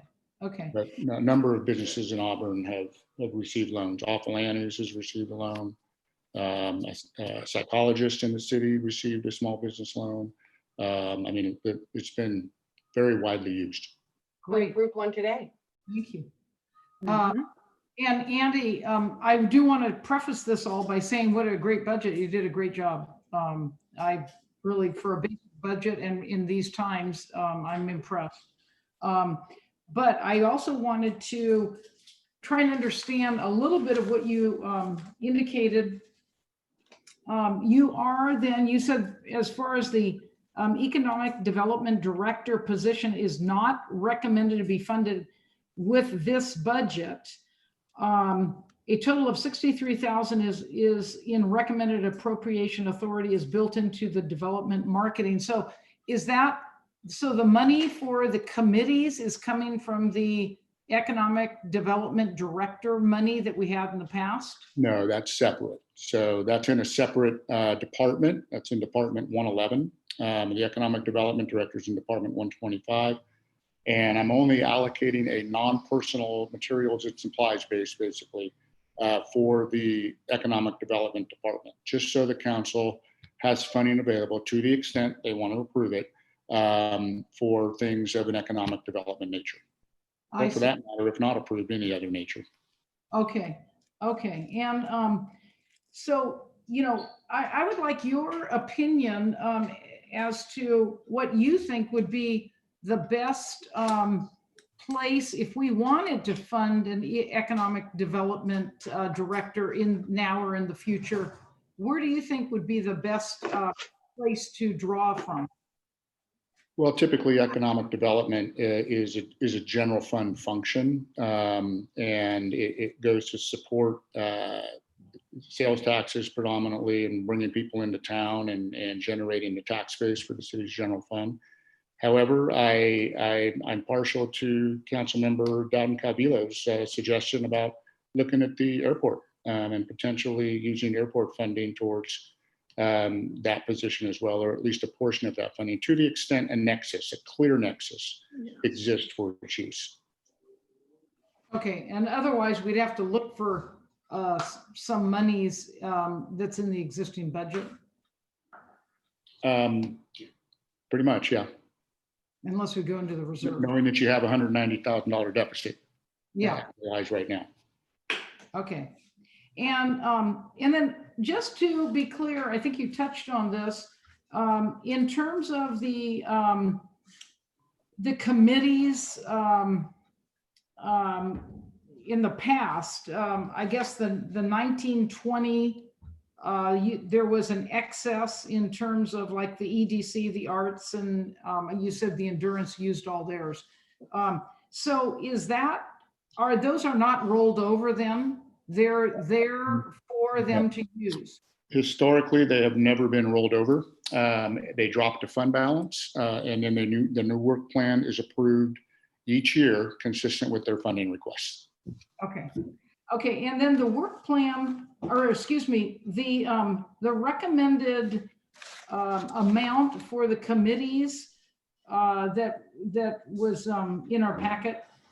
And was that based on, I think maybe, I don't know if Bob can answer this. What was that based on? Because it didn't coincide with the work project that they submitted.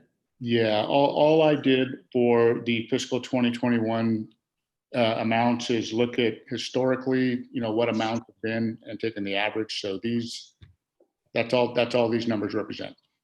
Okay.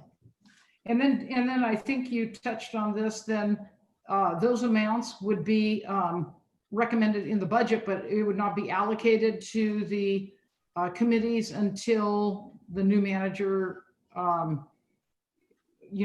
approved it. Is that what you were That indicating? would be the recommendation.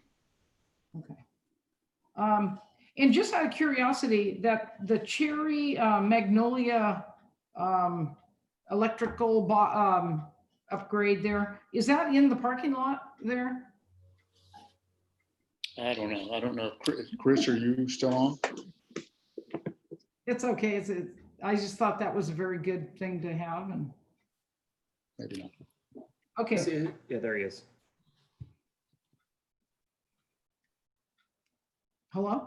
Oh, is he there?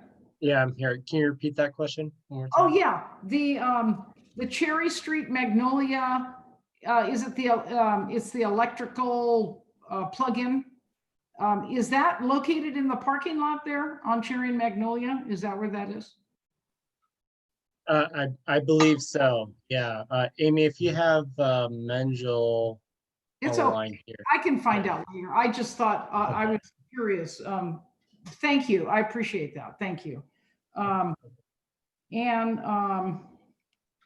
then I just have some further requests and statements that I'll wait until later. Thank you. Great, thank you. We did add Menjel. Menjel, did you have a quick answer for that question? I do. Thank you, Mayor Berlant. Just for reference, yes, it is in the parking lot. Staff has utilized the Placer Air District grant to put the charging station in that parking lot. Great. Thank you, Menjel. You're welcome. Menjel. Moving on to Councilmember Spokely. And you are on mute. Take two. Thank you, Mr. Mayor. Andy, thank you very much for a very well prepared presentation for us. Very much appreciate that. I'll start at the beginning. I've got lots of questions, so I'll try to run through them quickly. Starting on the FTE table, page 6 in your presentation, you don't need to run to it. We have on fire, we have 22 FTEs for fire. Does that include the 7 part-time positions? I'm assuming it doesn't because this is full-time FTEs. It does. It includes the 7 limited term firefighters, yes. Okay, so the 7's included in the 22? That's correct. You on page 8 of your presentation talked about the estimated surplus that we projected in our 2019-2020 general fund budget. I think you said it was around 400 and now it's down to 75,000 based on the COVID. Could you just recap that for me real quickly, please? Yeah, that's a surplus actually. So there's a surplus anticipated for fiscal 19-20, predominantly because we were going to have to at mid-year, absent anything COVID, adjust sales taxes upwards significantly because of the Wayfair decision and because of the amount that was being received related to fuel sales. When COVID hit, obviously that reversed itself, but we were still left, at least from a forecast perspective, with a small surplus of $75,000. Perfect. Thank you very much.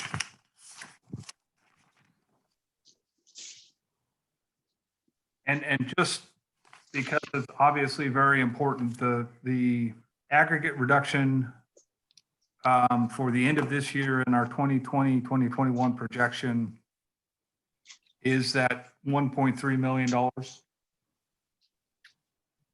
Right.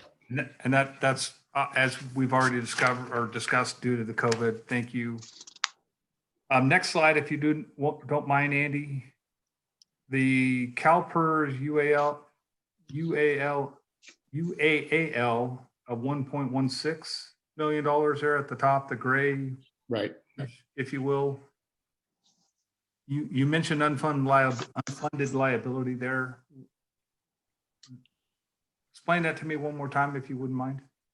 Sure. That is the amount. That's a general fund portion of the unfunded liability cost for the city. So The unfunded liability cost is a little bit more than that. It's just over 1.2 million, I think, for the coming year. But keep in mind that the transit fund and the sewer fund, because they have employees participate in a small share of that unfunded liability as well. So the general fund share is 1.16 million.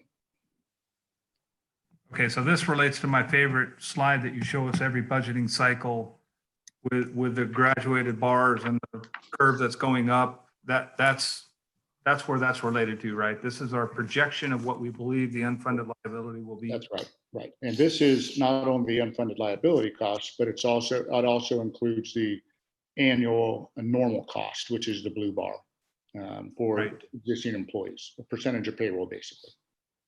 But that's our actual known costs, right? The blue bar. Normal costs, right? Normal costs.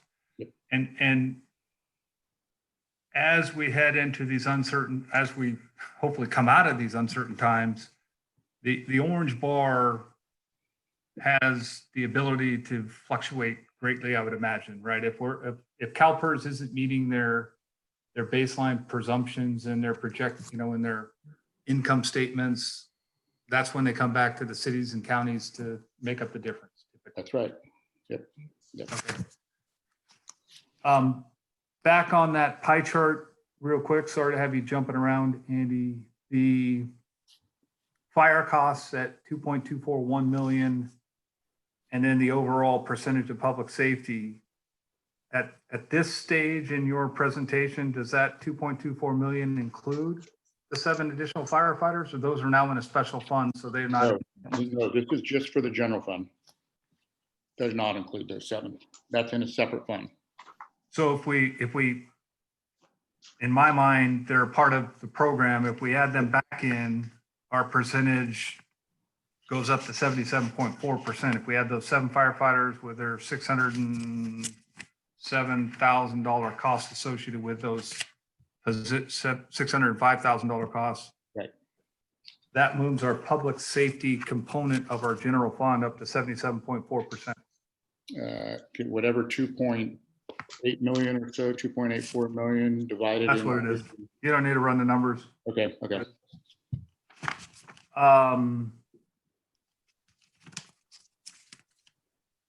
The next slide, Andy, slide 12, you have the committees and commissions. And I know last week we had an EDC meeting, and at the meeting, our committee put together kind of a scaled approach to a funding request or a work plan, starting with a no cost and went on up from there based on all of these uncertainties. I do know in talking with Bob that he was planning on kind of programming as placeholders, like you mentioned, these numbers that you see here. But if I add those numbers up, they're not 63,000, they're 68,000. It should be 93. That's the wrong number. And I didn't include the amounts for ACTV in the library, which are 12,000 each. And then there's a small amount for undesignated sponsorships. So when you add them up, okay. That's where Councilwoman Mackey got the 93. Got exactly. it. Right. Okay, thank you. Slide 14 again. I hate that slide. I don't want. Now on to the overlay stuff. Next slide. You mentioned that in fiscal years 2021, 22, 23, we were limiting our desires to put in $500,000 general fund monies into the roadway overlay projects. And then after that, we're coming out of it. Did I hear you correctly in stating that? Yes. So the budget you're considering tonight for 2021, that $192,000 deficit. So that number, essentially your budget excludes the $500,000 contribution from the general fund. However, all subsequent years, beginning in 21, 22, and the other years in this model, put it back. Okay, so I put the $500,000 back in the budget. Okay, I'll probably leave that for comments afterwards. Jumping to the sewer fund, slide 17, if you wouldn't mind. The sludge dewatering project, this $3.6 million project. Now, I recall that we talked about this a little bit, but this is outside of our oxidation ditch project that just wrapped up a couple years back, right? It was.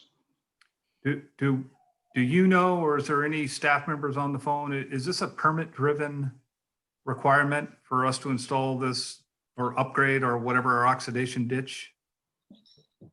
I'll let Chris take a stab at that. Yeah, so to answer that question, it's more of an aging infrastructure. So the existing belt press is really at the end of the life cycle. So there's a need to replace the current dewatering infrastructure. And through that process, now using a newer technology, a screw press, which will increase the amount of water reduced through the process. So minimizing the total volume that needs to be off-hauled from the plant for disposal, which will have cost savings in the long run. Okay. $3.6 million is a big number. There's, I'm sure, a cost comparative analysis that was done to come to this decision that changing this technology approach is more cost effective in the long run, Chris? Yeah, and it's the current age of the infrastructure it's starting to approach a point of the ongoing cost to maintain the current belt press and just the amount of time it needs to run to handle the same amount of sludge at that. It would be it's running longer durations, multiple days a week, compared to the efficiencies that would be built in for the screw press. Can I just jump in here a minute, Matt? 20 years ago, we put in the first belt filter press because it eliminated having to haul out the sludge and muck. We would squeeze out the water and then you haul out less stuff, right? Yep. It's a nasty business. But now they have such an increased way of processing it. It used to cost us so much because we'd have to take it somewhere and then we paid to have them process it. And then we would pay less if it was pressed. Now, as I understand it, correct me if I'm wrong, Chris, that it will cut our costs considerably for transport and to where we're taking it. Is that correct? And our energy costs. Yes, that's correct. It's a much more efficient process. So the percentage of amount dewatered is higher, at least even when you go from 18% to 21%, it's a significant amount of reduction in the truckloads. And that is a cost that has been steadily increasing, that there's just less and less sites available for disposal of the sludge. And so you have added costs of distance and just the cost to dispose the same volume or tonnage of sludge. And this is processed sludge, by the Yes. way, you guys. Yes. Let's just clarify that. It's processed.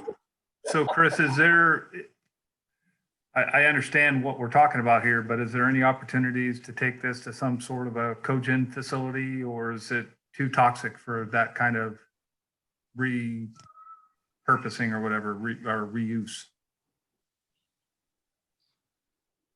I think it's a function of it's just reducing the volume to a manageable level that can be offloaded and to be acceptable. You're reducing more water out of the material, right? Yes. So you're left with a higher, drier concentrate of bad stuff. But my question is, do we know, can any of this stuff be utilized in any sort of a cogen facility, or is it too toxic for that? And maybe that's something we look into. I think there's other, I don't want to speak outside my expertise, but there would be other processes needed to make it a certain classification to be used for other uses, which I don't think we have that currently.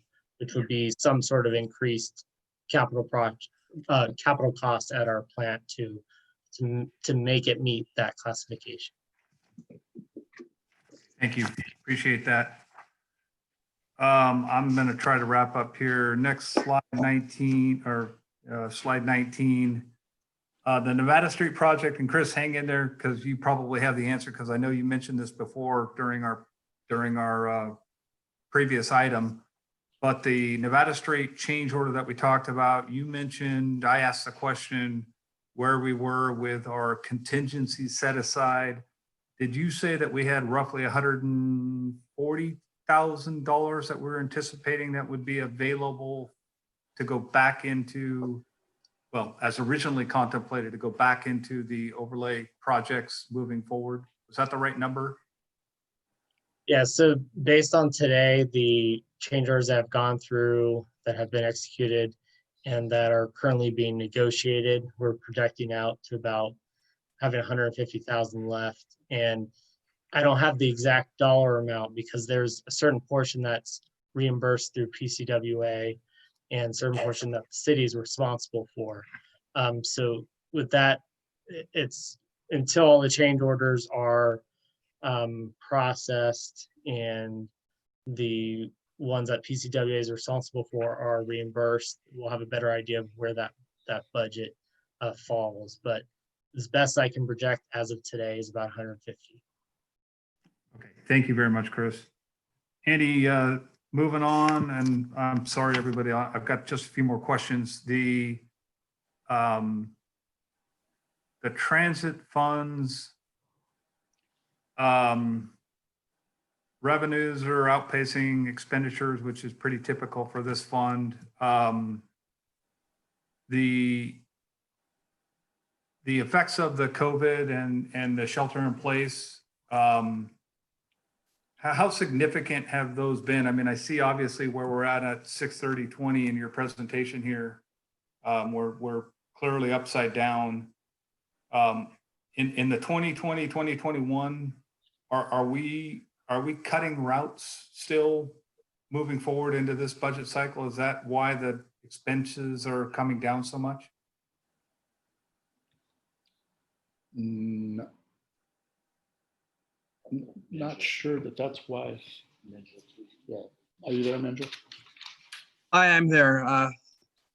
Thank you, Andy. Well, the reason why the costs are actually coming down next year from this fiscal year, council has to keep in mind that we purchased 2 electric vehicles this year, and next year we have, in this particular budget, no vehicles being purchased. So that's the reason for the cost coming down. Okay. Menjo, thank you very much. I appreciate that. And I think I've mentioned this before, but the Connect Card program, is that program a viable program? I've heard in some of the other committees and commissions that I sit on behalf of the city of Auburn that there might be some issues with them. Menjo, are you hearing any concerns about the Connect Card program and its viability? Well, initially when the program rolled out with all technology, there was some bugs where they weren't where they weren't able to get fares loaded onto the cards as timely as they would have liked. But they have since worked out most of those. And also keep in mind the city has gotten some local transportation, carbon transportation operating funds in order to pay for that program. The reason we haven't done it as of yet is because we are kind of still waiting on the vendor to come up with those parts. I guess well, it's a comment, but I might not have you when we get the comments. So I'll just, we need to make sure if we're going to spend money, even if it's purely grant money for something that's going to just be thrown away a year later, we need to make sure we look at that closely. And I'm sure you will do that, Menjo. So absolutely. The biggest part of this was to ensure that this is going to be viable. This is kind of a program that has been adopted regionally. I don't see it going away within the next 2 to 5 years even. It's gotten some negative reviews, but it's gotten more positive ones. So I think it's more or less something that's here to stay. Okay, thank you, Menjo. Andy, slide 23, if you would. I think that's it for me. So slide 23. We've gone over this a little bit with my fellow council members' questions, but the revenue side of this equation based on our June 30th, 20 estimate here, those revenues are based on special assessments that each of us in the city pay every time on our sewer bill. Is that correct? No, so this is for the closed landfill. So this is a portion of the franchise fee that's actually remitted by Recology, which is 14.71 in total. 4.71% of that fee actually comes to this fund, particularly for closed landfill purposes.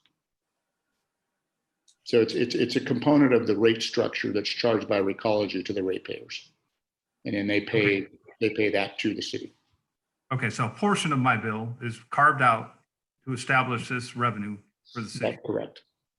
And then the Your Recology bill. What's that, Andy? From your Recology bill, from your garbage bill. Correct.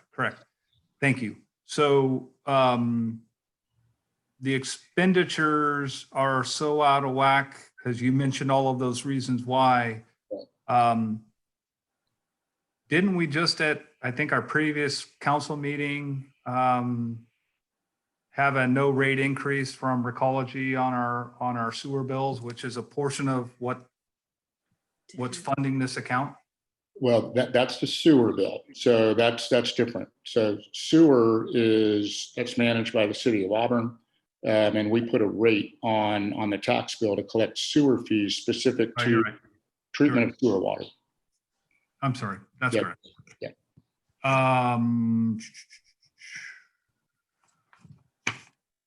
That was it for me. Again, sorry I went so long, but thank you, everybody. And Andy, thank you for the great presentation. Thank you. Great, thank you. Councilwoman Dowden-Calvillo, I think you have a follow-up. Yes. Just want to make sure I'm not on mute. Hope we can read it. Yes, thank you. So I just had one real quick question. And it may have been answered already, but I found this piece of paper here again. I'm looking at page 124 of the budget document itself. It's Department 230, Building Inspection. And I just wondered, we had professional services in the revised 2019-2020 budget on 100,000. And now we've dropped it all the way down to 10,000. So I was just wondering what's changing there? Are we? So for building inspections and similarly for planning services, they used a large amount of contractual services during fiscal 1920 to do a lot of the work associated with that, like I think it was Coastland Engineering for building inspection and DUDEC for planning side. So in my discussions with John and with Tanya about the use of those consultants in the future, they've agreed that to significantly mitigate the use of them until further notice and do the work in-house. So that's what that's for. So would that then preclude, I thought there was a program where folks could pay a little extra to get permits and so forth, or reviews conducted, because we would go outside. Would that eliminate that? So that's a little bit different. Okay, so that's not affected by this then. Okay, great. Thank you. I appreciate that clarification. Thank you, Mr. Mayor. Great, thank you. I just have a couple questions, a lot of good questions and answers already. On tax revenue, you had mentioned that TOT for March, if I understood right at the top of the presentation, was down 80%. I just want to confirm that's just March and we haven't received TOT for April? April. It was April. It was April. Yep, Okay. yeah, it's April. Gotcha. Okay. So and I'm waiting for the May to see how the May comes in. So, okay. I heard you say May. We were waiting for May, but right, I got lost between what happened to April. So, okay. Thank you for that clarification. Andy, I also didn't really hear any discussion or comments by you on the state's tax deferrals. Can you brief us on what the state's actions are doing and what are anticipated revenue or delays in revenue, not collection, but collection by the state due to some of those deferrals, and then the state not passing them on to local governments? What are you hearing and what impact would that have on us? So actually, that's a great question, Mr. Mayor. And we did do initial analysis on reports that were received from HDL just last week, late last week. City manager and I actually went through those reports and just eyeballed them to see who submitted a return with 0 for the first quarter, with the presumption that whoever returned to 0 actually deferred. And there were quite a few of them on there. There were a number of restaurants that participated in that program, and a number of smaller businesses. But for the most part, you know, a lot of businesses paid their taxes and paid that sales tax. So I'm not seeing in this city what I'm seeing in other cities with respect to the deferral program. Now, keep in mind that there is another deferral program that can be taken by the taxpayers as well.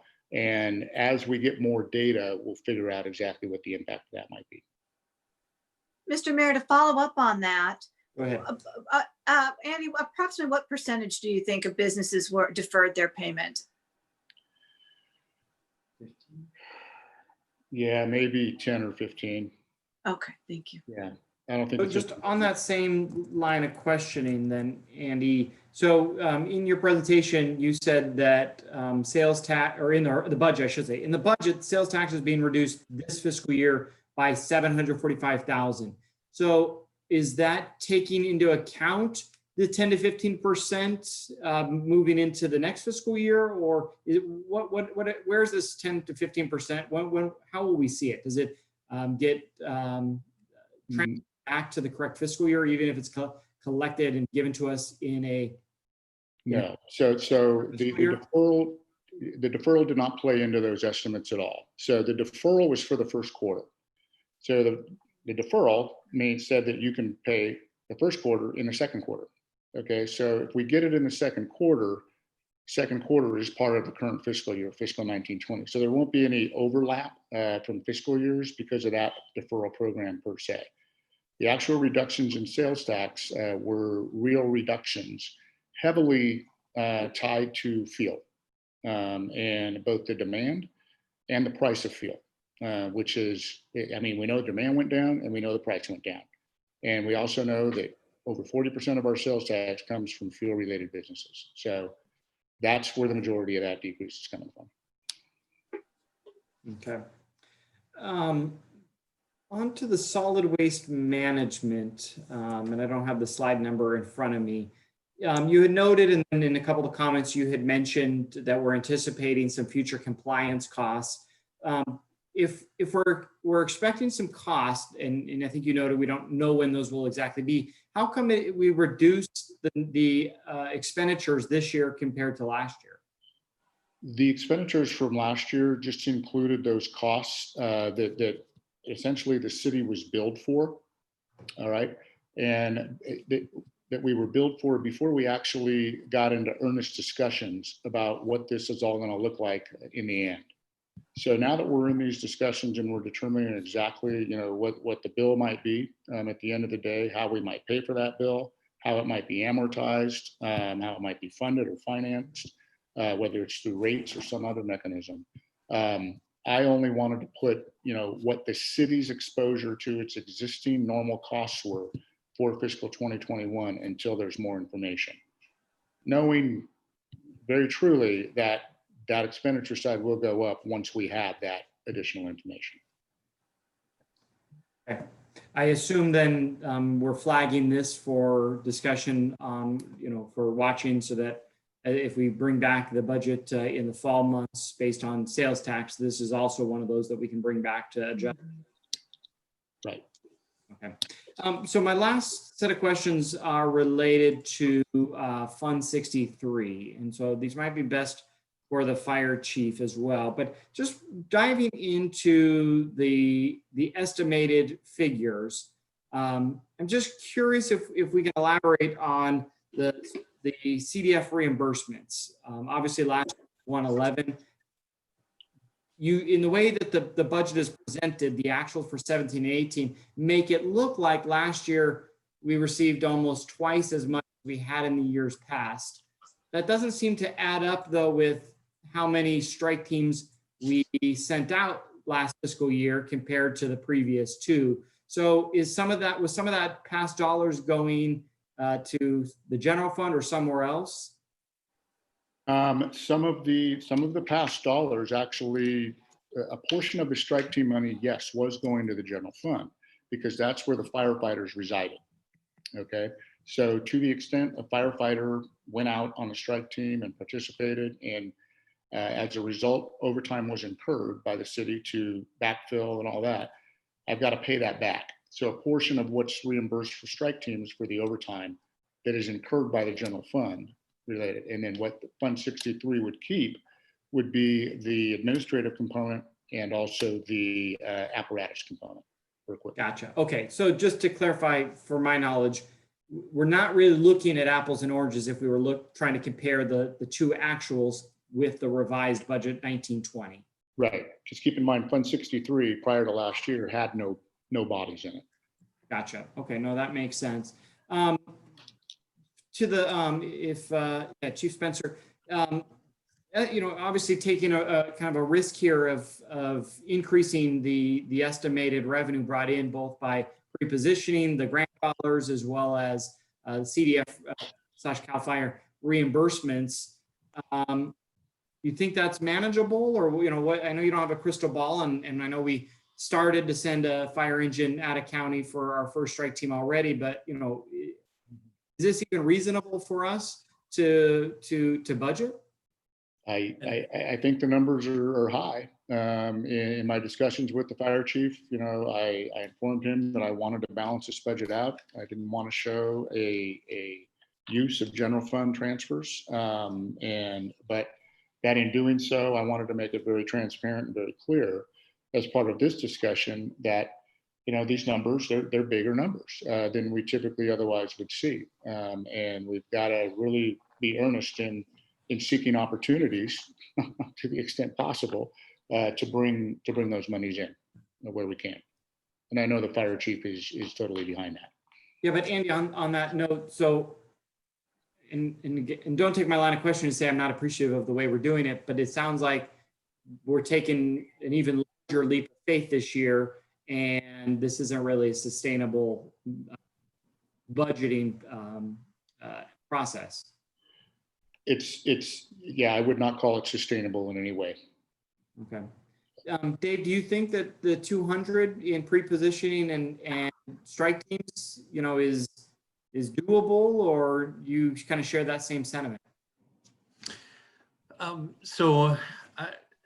So again, I'm not the finance director, and so I want to be clear that any options that I bring are speculative and certainly not hard data. What I did in developing this plan was did an average over the last 5 years prior to last year, and with that average picked a conservative number that I felt we could hit with pre-positioning out of county and revenues through grant funding. Again, there's no guarantee. I want to be clear about that. There is no guarantee. And I want to, I'm following your questions, but I think what you're asking is, can we bring in the whole $605,000 in revenue? And I don't think that's a reasonable expectation by any way, shape, or form. I do think that last year, I consider it a normal fire season year over year, and it was less than on average, $100,000 over the last 5 years of data that I drew. So that's the reference that I'm using. And so again, I want to support the finance director to say that there is no guarantees in this process. It is only our attempt and agreement with our labor group to say we're not going to staff behind those folks that we stand out so that it is a direct offset to their salary when they're on shift. And so that's how we recover those dollars. So I hope that answers your question.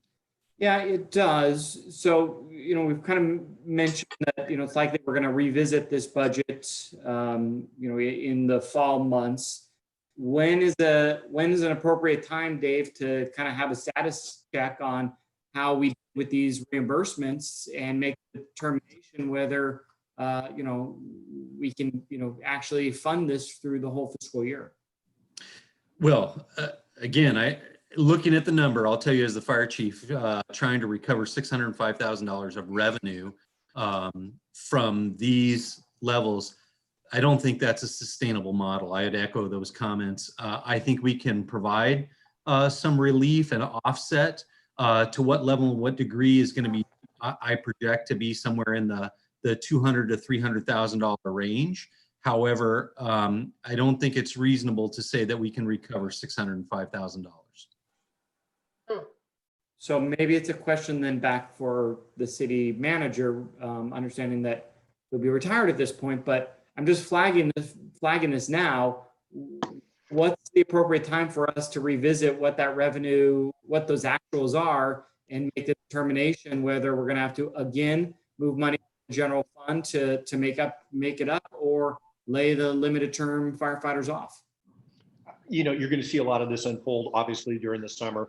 But as you start to receive the next round of sales tax information in, say, September, I think that would be a perfect time to look at both expenditures and recovery, cost recovery for the fire program, as well as how are your revenues doing, and making that balance. And the new administration, I think, would be very comfortable in making that analysis as well. Gotcha. Okay. Well, I have comments on that, but I will hold those. Any additional questions from the council? So we have been going, council's been going since 5, so 3.5 hours. I've been asked to take a 5-minute before we move to public comments and comments. So unless anybody objects, let's come back at 8:42, please. Thank you. Screen sharing.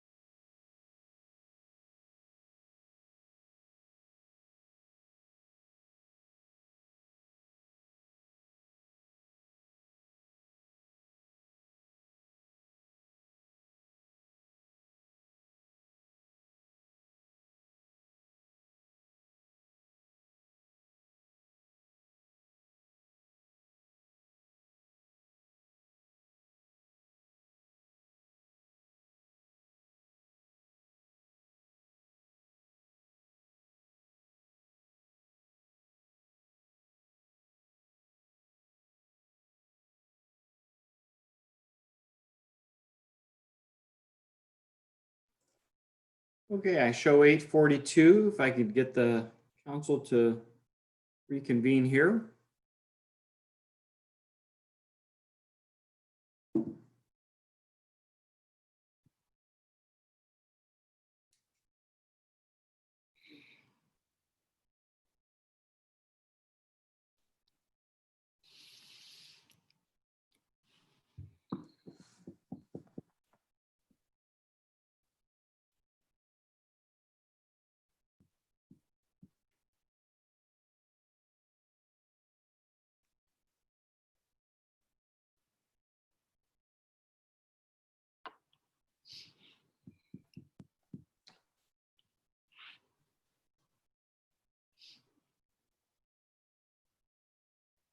Okay, we do have, there we go. We're just missing one more council member, but in the interim, we'll go ahead and reconvene and we'll start with public comment.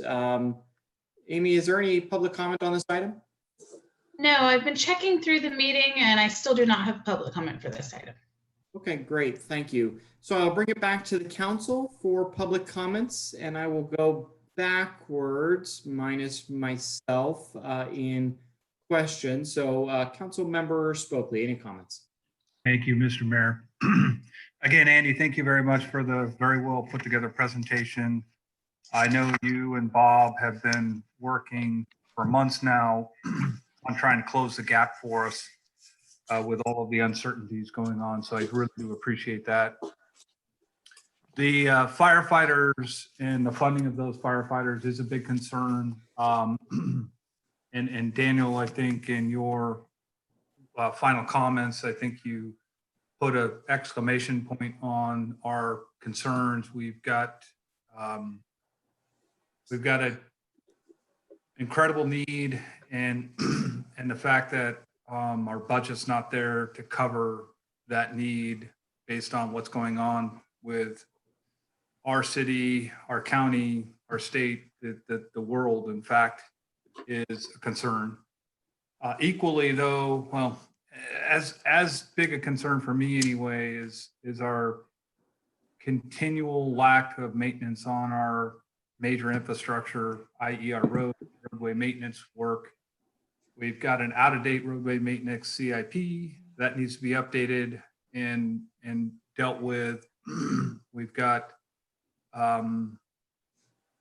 a history of looking to that program and those expenditures first when we get into financial difficult times. I'm not saying we don't need to do that here. I'm just saying that there needs to be a better program. There needs to be a better way, whether it's a franchise account or something different where we can protect those funds, because every year we defer and put off our roadway maintenance activities, we get farther and farther in the hole.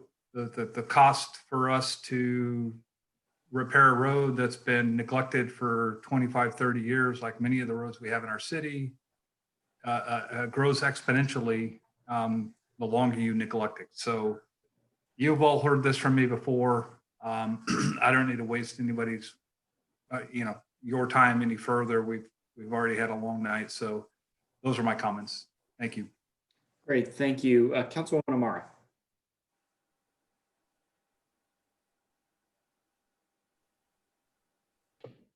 Thank you. Yes, so I want to echo what Matt said with regard to the budget as proposed. I can see a lot of effort and time went into it. It's a very well prepared budget, and overall I support it. My concern is the firefighters, of course, is always a big concern. But I also think, we're not going to have a very viable city if we don't support the economy and the economic director. So, my concern is that we're defunding that. I think it's something that we need to revisit and look at in the short term. I understand now there's not the money for it, and we want our new city manager to have some input, and maybe he can fill in some gaps and has the direction. But that's my concern. I think we need to we have storefronts that have been vacant and it's growing. Pretty soon, you know, we're not going to have a city to support in terms of if there is a fire, you know, we need people, we need city, we need businesses. So that's my main concern.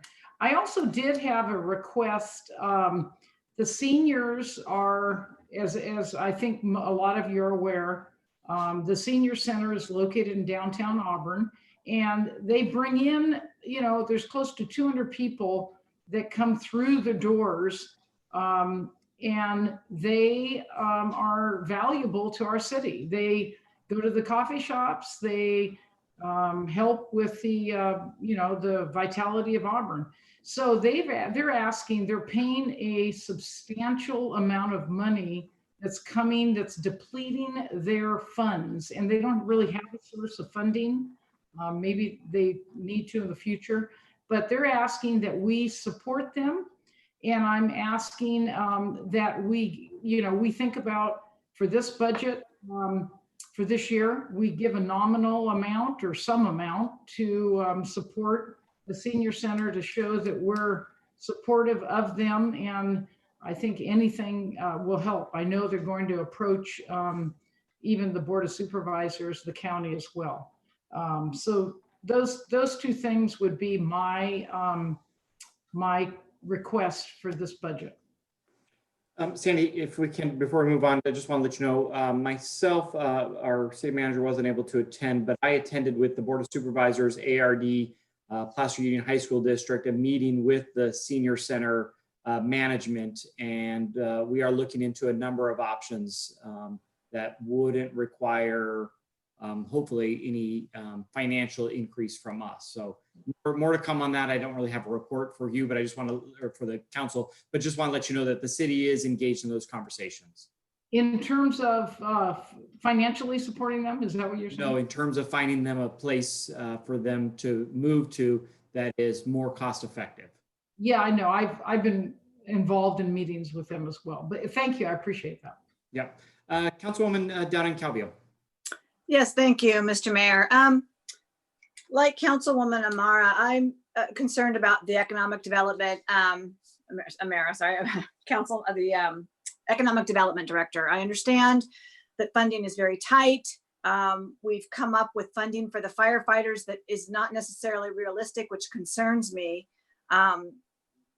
We're just putting that $200,000 for those various line items there without really, it's not even something that is realistic. So that is very concerning to me.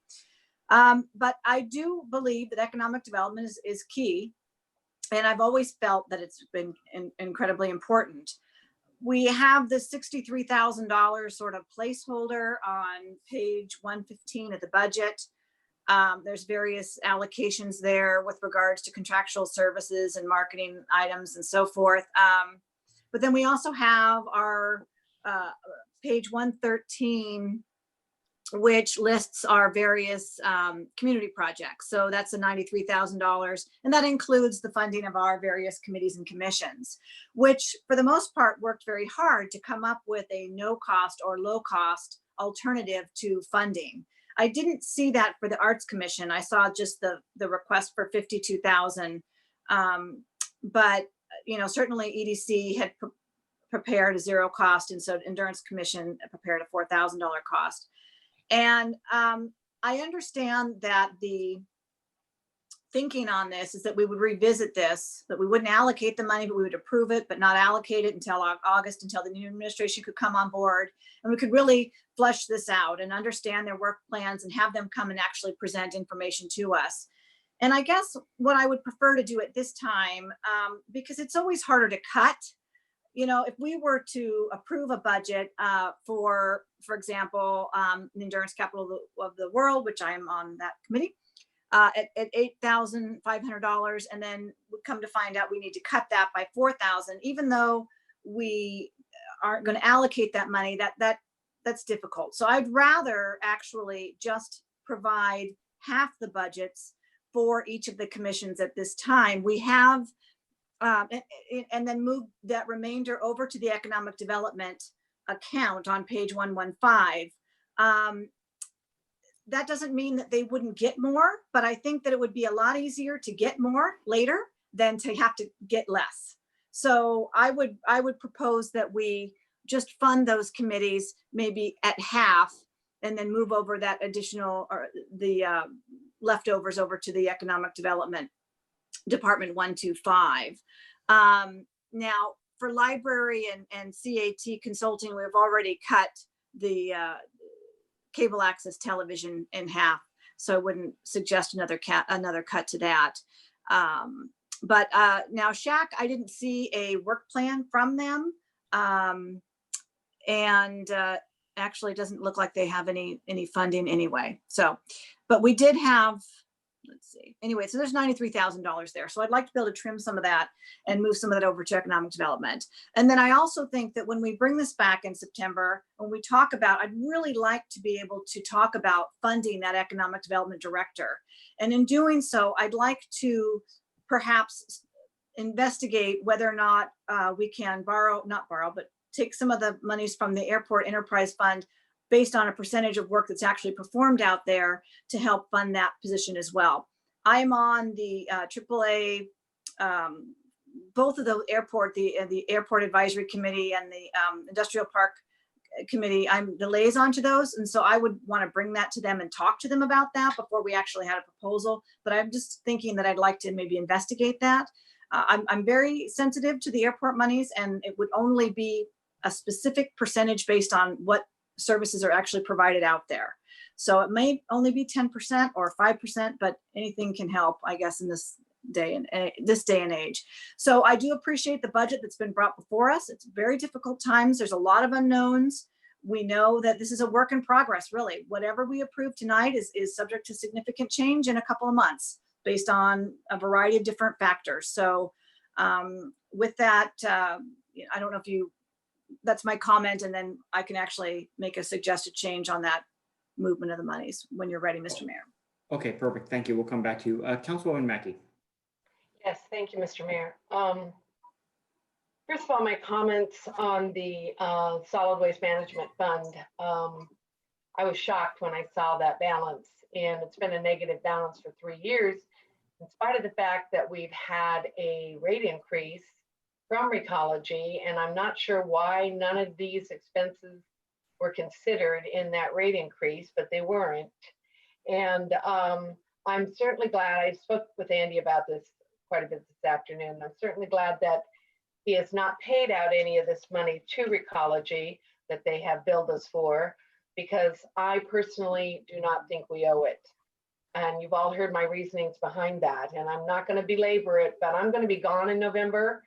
And I want to make sure that we are not just going to raise the rates, pay the bill. And I know we have a consultant now that's looking into this, but that's another expense because Recology has a consultant, we have a consultant, and we're dealing with the regional board. But I have a lot of concerns about this, as you all very well know. And I just think that we need to push back. And that's all I'm going to say on the subject right now in this public forum. The other thing is that I know you're all aware, we're all talking about economic development, and I know that you all understand that our businesses are suffering. And but one of the major businesses in the center of Auburn, one of the major focal points of our community, State Theater, is suffering. They are a phase 4 business. And when they come back, they can only have 90 people in their theater at one time. Do you think our theater is going to be able to survive this? I don't know. But they're working hard. They're learning how to seat everybody for movies right now to pay the overhead a little bit. We have income from tenants that help pay some of the overhead. And we have been very frugal. And I say we, because as you all know, I'm on that board. And we've been very conservative, and we have a reserve. But the State Theater needs our help. They're a jewel in downtown Auburn. And I was going to come before you at the budget hearings before COVID and asked for a line item in the budget every year for our state theater, because it is a vital part of the economy in downtown Auburn. But I'm not asking for that tonight, and I'm not asking for a lot. I'm asking for $15,000. That $15,000 will get us through another month and maybe a month and a half. Because we have PPP and we had a bunch of wonderful donations for Big Day Giving that we all promoted, and we got $27,000, which really helped us. And the PPP loan really helped us. But all the other businesses are opening. We can't open yet.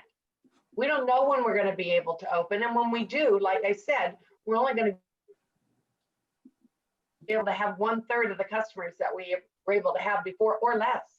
So I'm asking out of this budget, if we could give the State Theater $15,000. And since I found out earlier that not all of the community support monies have been spent, we can access maybe some of that out of the Economic Development and the Arts Commission, and even maybe SHAC, since they don't have a work plan, and even some of it out of the non-personal services budget for the Economic Development Department. I mean, if we took a couple of thousand here, a couple of thousand there, a little bit here and there, nobody would feel it, but it would be a huge, huge help to the theater.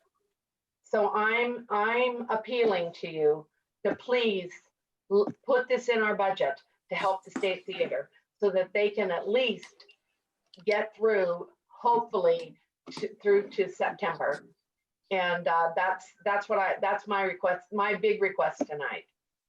And that's all, that's the only comments I have to make. And I can also make a motion as to where that money would come from, and let the finance director allocate it out of all those different funds.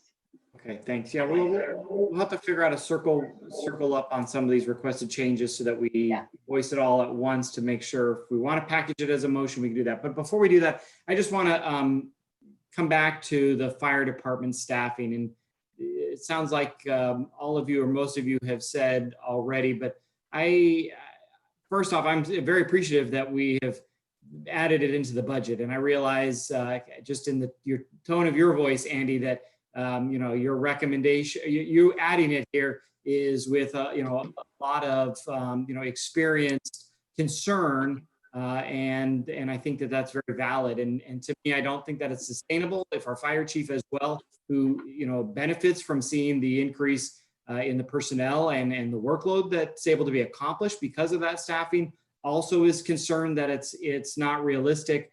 I think we need to come back and have a further discussion. And, I hate to say this, but, it's not that we're kicking this can down the road, but, this wasn't meant to be a permanent solution, but we have not yet found a permanent solution. I think we'll talk about some of these items maybe later in the week. But my suggestion, just based on what's practical, is that line item is half of what we're currently budgeted, and that we come back and make a decision at mid-year to determine whether or not revenues generated this summer in July, August, September, and maybe even into October, November, are enough to sustain expenditures into the second part of the year. Now, Andy, I didn't hear a hard date, and maybe that's with our new admin director and even our new city manager of when we plan to revisit this. But my recommendation to the council would be that we reduce that expenditure in half and ensure that we come back in December and visit it. Now, that doesn't mean that we're going to lay them off necessarily in December. We could make some other tough decisions, whether we want to pay for it out of fund balance, whether revenues are higher than would be now projected if we funded it at 300,000, or if we have another revenue stream that we could tie it to. But I just don't think, just even based on the amount of research I did before this current fiscal year to determine how much we could potentially bring in, I agree that it's just not a realistic number. And so if we know it's not realistic, even though I would love to see it full time, I think that it needs to be budgeted appropriately. And so I would say that we reduce it by half and revisit in December. And if revenues are up or revenue stream, then we can continue them. So those are really my comments. Again, I think I'm agreeing what a lot of people have said. So there have been, I've heard kind of 3 requests, well, 4, including mine, to make some changes. I know Councilwoman Dowden Calvillo and Councilwoman Mackey, you've indicated you want to make motions. I don't know if we want to attempt to try to package this together, if we want to try to do them individually. Andy, I also look to you to see if you kind of caught what each of the changes were discussed, because you understanding it is probably the most important.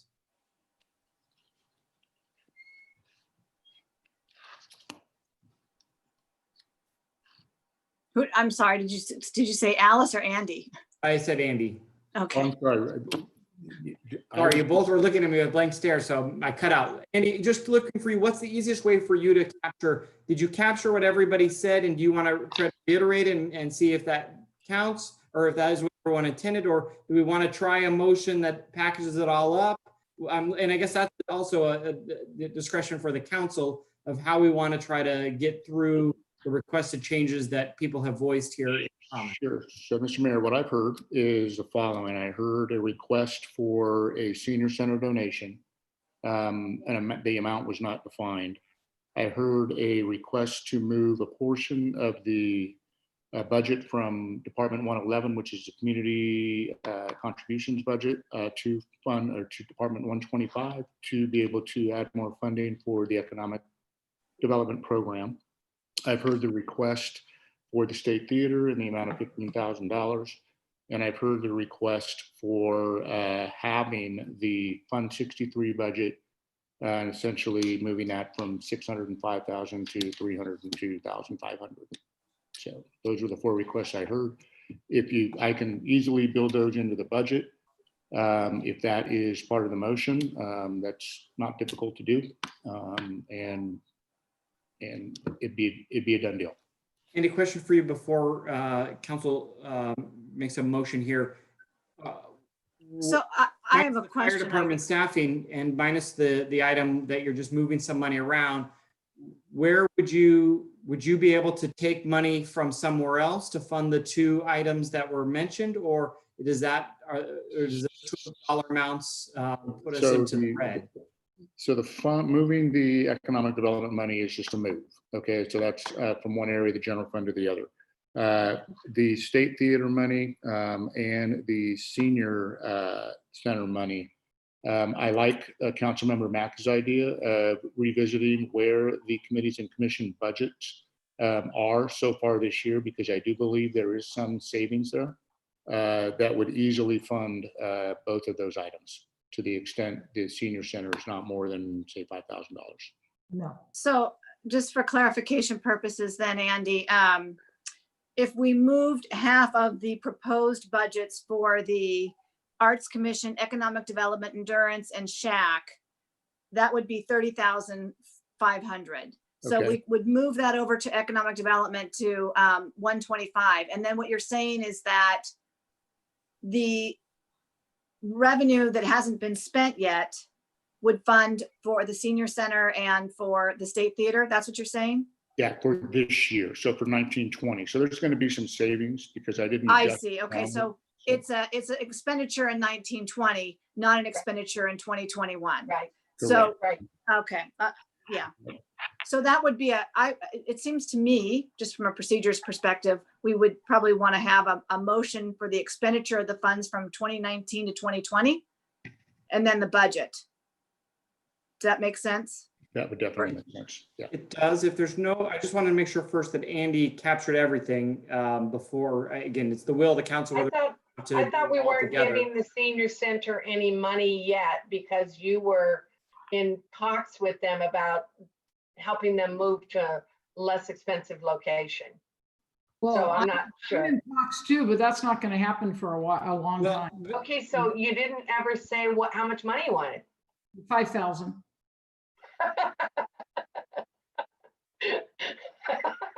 Council member Spokley, go ahead. So I certainly appreciate Councilwoman O'Mara and Councilwoman Mackey's request for their organizations. And I don't deny that they both do very good things for our community. Certainly, both do fantastic things for our senior population, and State Theater drives people into town, and it's great. We're talking about a budget here that we're taking $1.3 million out of reserve. And now we've got requests for organizations in our community, and they deserve them. These are trying times for everybody, but our businesses are also suffering. There's other nonprofits that are out there, like the Boys and Girls Club, for example, that I'm associated with, who's struggling mightily to keep their doors open. I think we need to talk about these grants of money to these organizations when we're pulling $1.3 million out of our reserve to balance our budget. Well, Is that something? Sorry. I Go just ahead. want to respond to the State Theater in favor of the State Theater, only because I see it as a little bit different than all nonprofits, because it is an economic driver to downtown, and because it really is important, integral. Not that the senior center, and of course the Boys and Girls Club, which I support both, but a case can be made for economic development funds going to the State Theater, because they definitely produce an economic need for our area. And that's the reason. It's not because I sit on that board. It's not because I'm in favor of the State Theater because I sit on the board. It's because of what they do to our downtown. And if those lights went out, our downtown would be very, very sad indeed. And it could happen.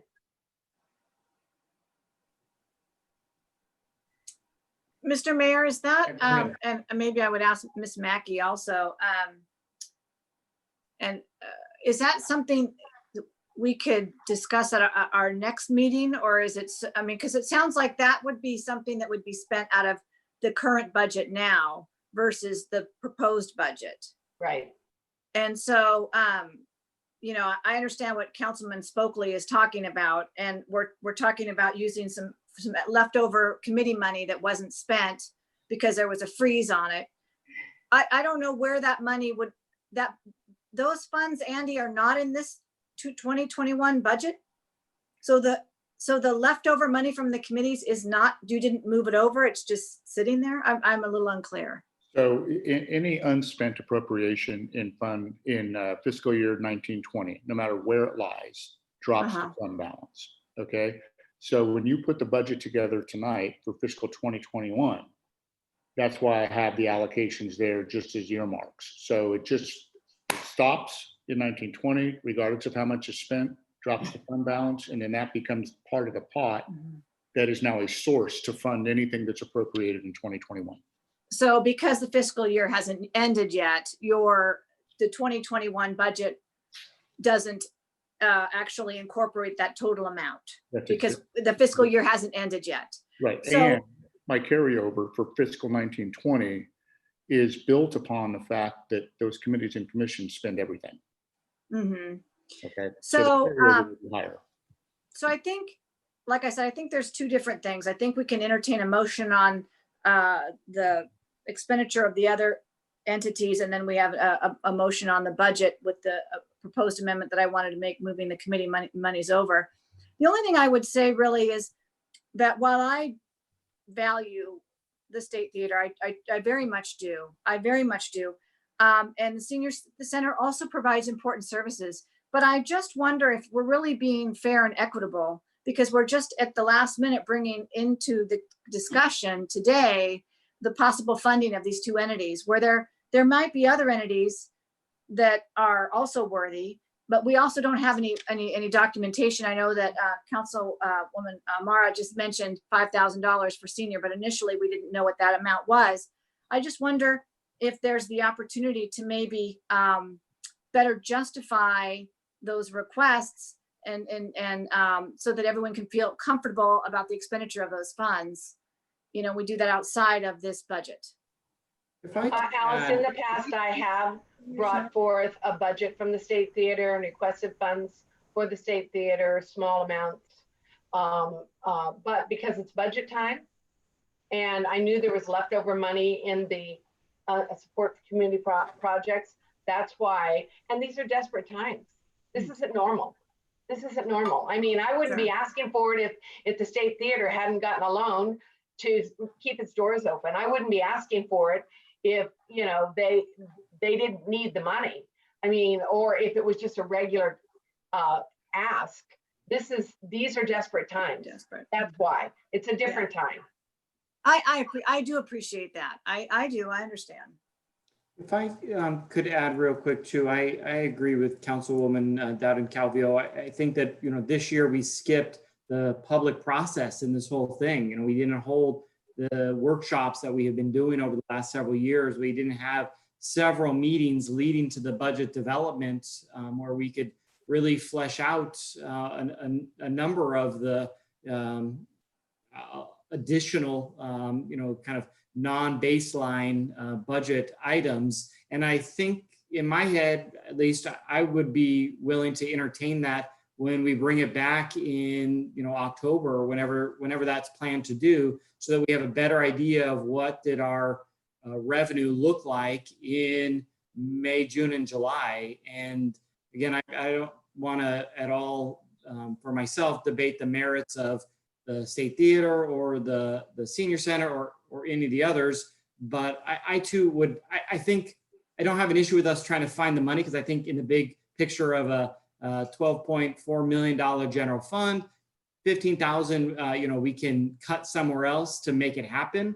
I just would suggest that we hold up until we come back and revisit this budget in October. And since what I heard Andy say is that money that was left over by the different committees, which again, I kind of come back to, and I know I interrupted Councilwoman Mackey in her line of questioning, but they didn't choose to not spend it. We told them they couldn't spend it anymore. So, you know, just taking it from them to me is not the best place. But again, I'm supportive of the request. Just I'm thinking we should wait and visit it in 3 months when we come back to revisit a number of the items in the budget. So those are just my 2 cents. But Councilwoman Amara, you have your hand up.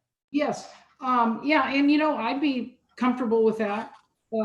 But I also think then we shouldn't cut any of the committees then, and let's go forward as the budget indicates. And then in October, let's see where we're at. I'm comfortable with that myself, as long as we, again, you know, have a fair discussion and bring up the economic development director, the Senior Center, the State Theater.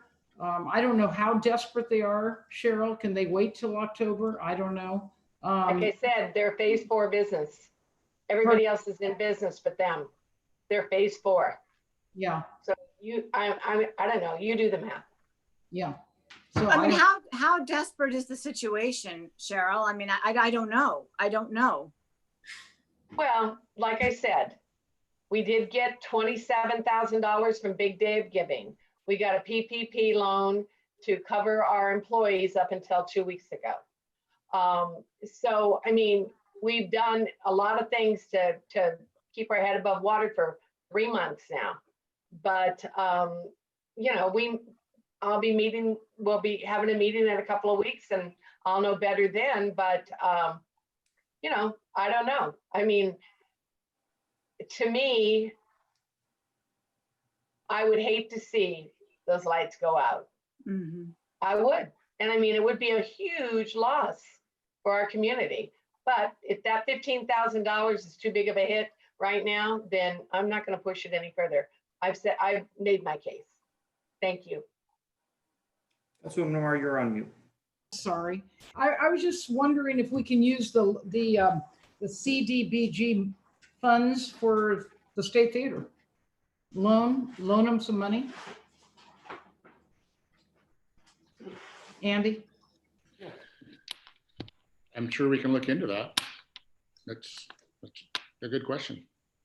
Since they're lessening the requirements, you had mentioned that they are loosening up things that maybe you can use CDBG for business expenses.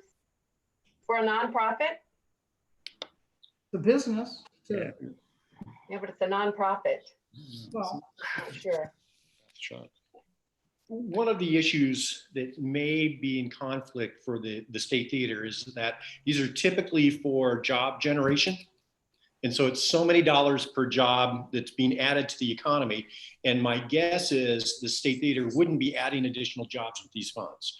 But we would be happy to look into it, and we could go out and obtain funds if it made sense for the State Theater. Thank Any you, other Bob. questions or comments by the council?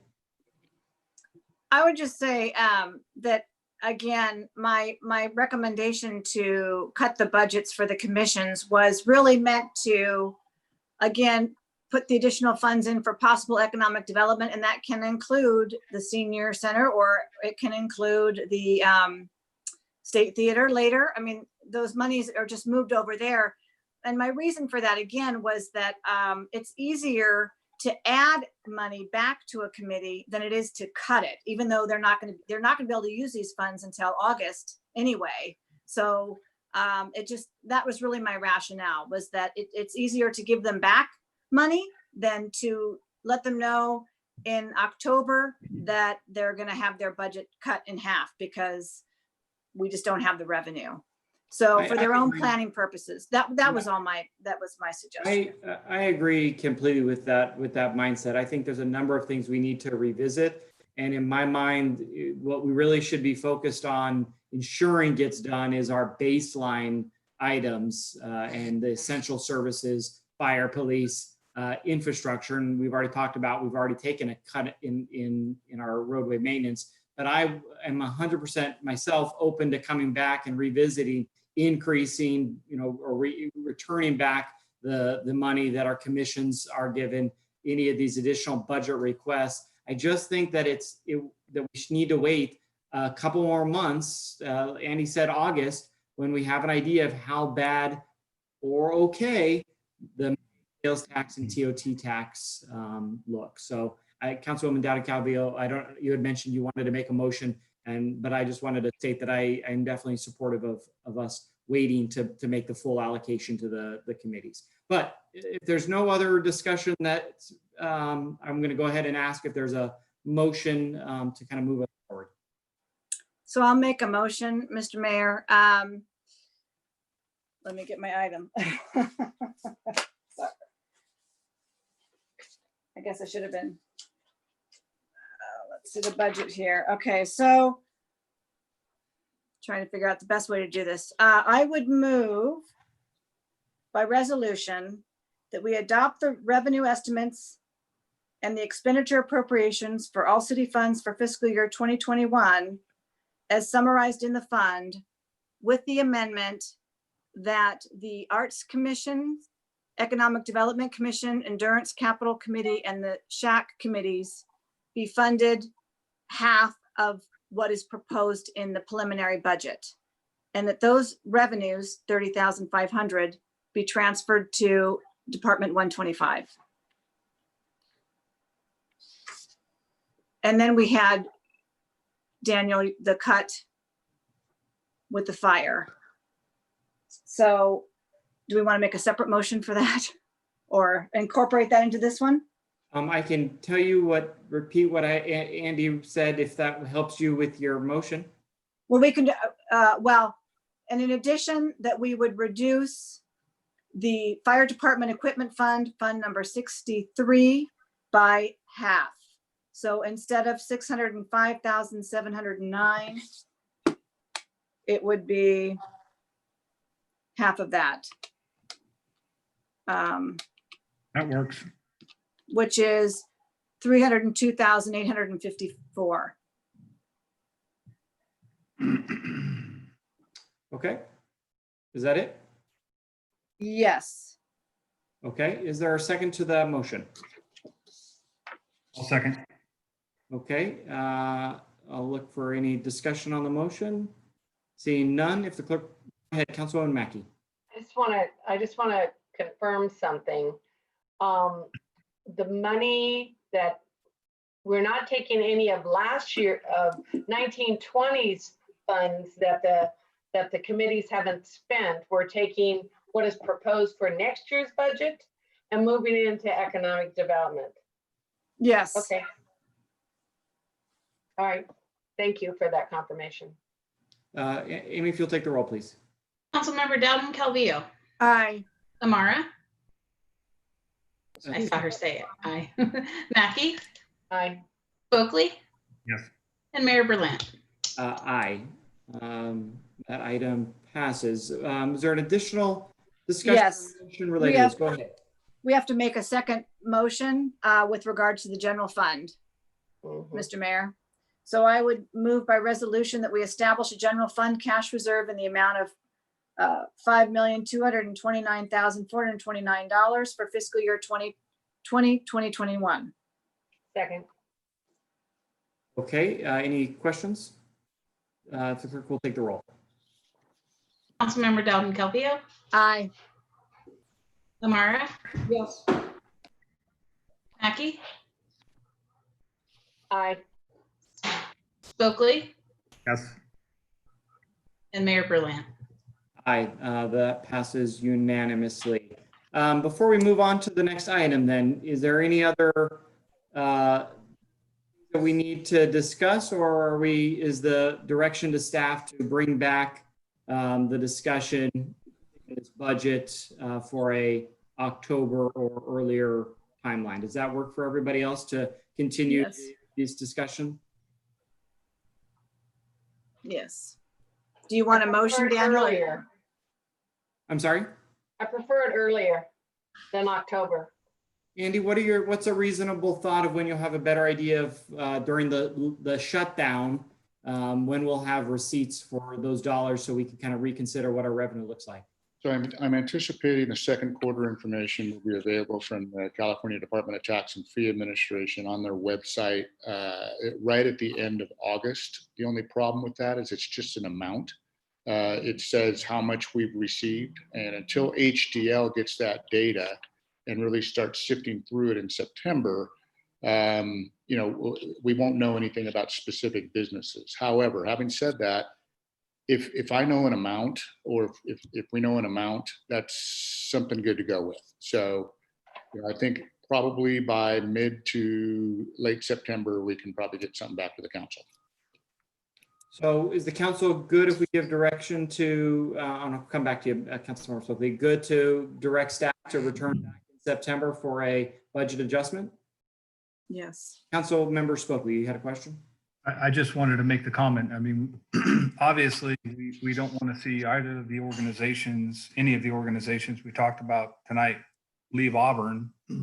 If situations are dire, they don't have to wait until October to come back to the council and make requests. We can make adjustments as the council deems appropriate at any time. Yeah. I would support that as well, because we're talking about the expenditure of monies in the current budget. And so if the need is immediate, that might be something we could even talk about at our next meeting. Okay, so I'm going to give staff direction to bring back budget revision and update in September as soon as we have those numbers from CDTFA. And then again, Councilwoman Mackey, Amara, and anybody else, if there are urgent requests, I think that we can have that discussion, and either myself or two of you can put it on the agenda, and we can have the discussion earlier if that's the will of the council. So with that, we'll go ahead and move to our next item, and that is item what was number 7, and that is our city manager contract. So at the beginning of the meeting, I did read a very long and thorough 10-point review of the figures that the new city manager agreement entails. I don't know if the city attorney has anything he wants to add here. Otherwise, we can open it up for discussion. Mr. Mayor, I'm sorry. I thought we were going to make that at the very end of the meeting, which is after city council reports. When we did the agenda, I said at the end of council business after item 9. Oh, okay. I guess I was just, I thought it was at the end of the agenda. I mean, Yeah. it has been, it has been some time. It's been And I about 3.5 hours. So yeah. Yeah. Anyways, no, thank you for bringing that up. To clarify, I did say at the end of council business item before we got into reports. So I didn't mean to infer at the very end of the meeting. Either way, the document is posted on our website. I did go and validate. Thank you, Amy, for quickly getting that up. So it is available for public review and to look at the details. Gary, was there anything that you wanted to add to this item before we open it up to questions and discussion?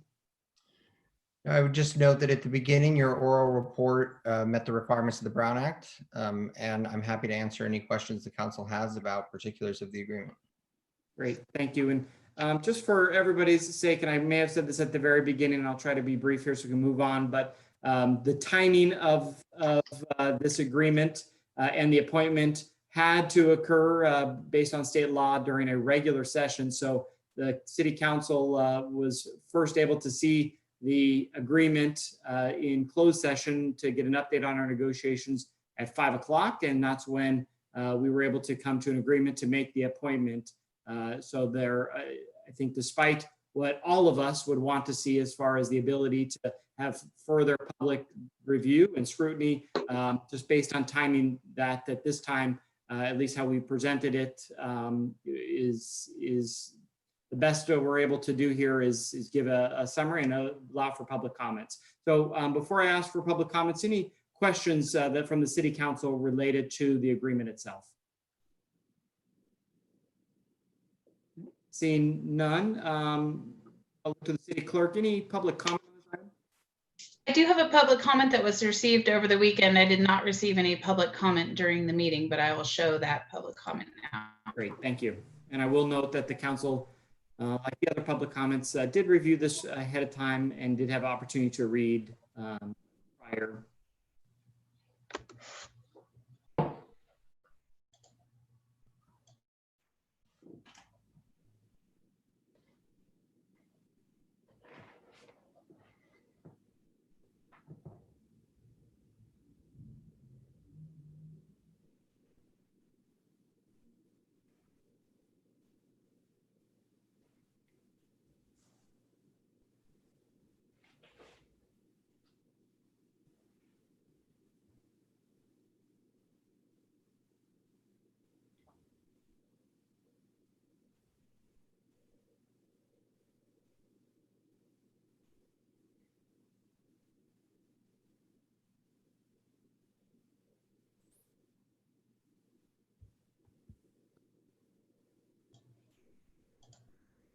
That's all. Great, thank you very much, Amy. Bring it back to the council for comments. I have a comment, Mr. Mayor. Yeah, go ahead. I just wanted to, state for the purposes of the record that I am very sensitive to the issue of transparency. I really am. And I understand the intent of the public comment that we received. And it is, again, it is concerning to me. I am very sensitive to transparency. We have had about 3.5 hours now since we've released the contract to when we're now considering approval of the document, which is better than 5 minutes or a half an hour or an hour, but it certainly is not the same as 72 hours or even 24 hours. But I also understand the difficulty that the council is in with regards to this. We have appointed our city manager at this point, and we have welcomed him aboard. He has signed the tentative agreement. And so I know that we did have closed session on this item, and that during closed session, there were no significant concerns expressed that would result in proposed changes. There was quite a bit of discussion, but nothing that, in my opinion, and certainly council members can voice this, that would actually result in a suggested change to the contract at this time. So, with that said, again, transparency is always very important to me, but we are in a rock and a hard place with this. And because of that, under normal circumstances, I would actually request that we continue this item to allow for additional public comment. But because of the fact that we have had at least 3.5 hours for the contract to be out, that's a little bit of time. And because of the situation that we're in, that I can move forward and take action tonight. You're muted, Daniel. Sorry about that. We're all doing it at one point. Thank you for that. And one point I just wanted to make is between the city attorney and myself prior to today, and then even based on some discussions during closed session, I think all of us had wanted to have a different timeline as far as the ability for the council to have some level of tentative agreement before it was brought to public session and then brought here in public session. And knowing that once those details are out there, other employers or even current employers have the ability to negotiate with that candidate without an agreement. But I do just want to state for the record that myself and Gary did spend some time talking about the best way to bring this forward in a timely manner to get it signed quickly, but also in a way that gave the council an opportunity to review and the public. And, I think the comments that have been made in public comment, the one comment, and I think even discussion in the council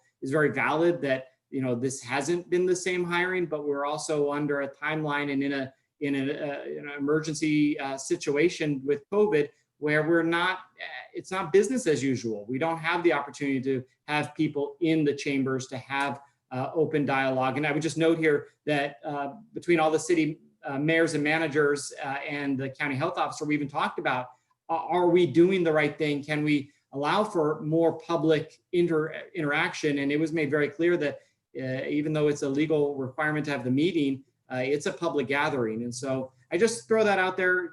We're going late, but I just wanted to echo your comments, Councilwoman Dowden-Calvillo, that I think all of us agreed that if we could have had more opportunity to really thoroughly vet it out by the community, but at the end of the day, it is going to be on us to make the hard decisions of, where is the revenue, where is the money going to come from to fund this? And we'll have to move money around in our budget to ensure that this agreement does have a slight increase compared to where we are at, but we also weren't paying fair market value for 2020. And again, 2020 is not just an economic slowdown. City managers didn't want to leave their cities as the councils, as we learned during this process. And so, Yes. We are very fortunate, in my humble opinion, to get where we get. So I should say to get John, who is an incredible asset. So sorry to belabor. I'm tired like the rest of you are, but I just thought it was important to comment as well. So with that, any additional comments from the City Council? Councilmember Spokley. Mr. Mayor, I'll be brief. I think it's important to mention while Councilwoman Dowden-Calvillo made her comments, I believe, and she can correct me if I'm mistaken, she was more concerned about allowing members of the community who were interested to review the contract. It wasn't so much that she had any concerns or issues with our direction that we're moving with our candidate, John. I think John's a fantastic candidate. I think the city of Auburn will be lucky to have him.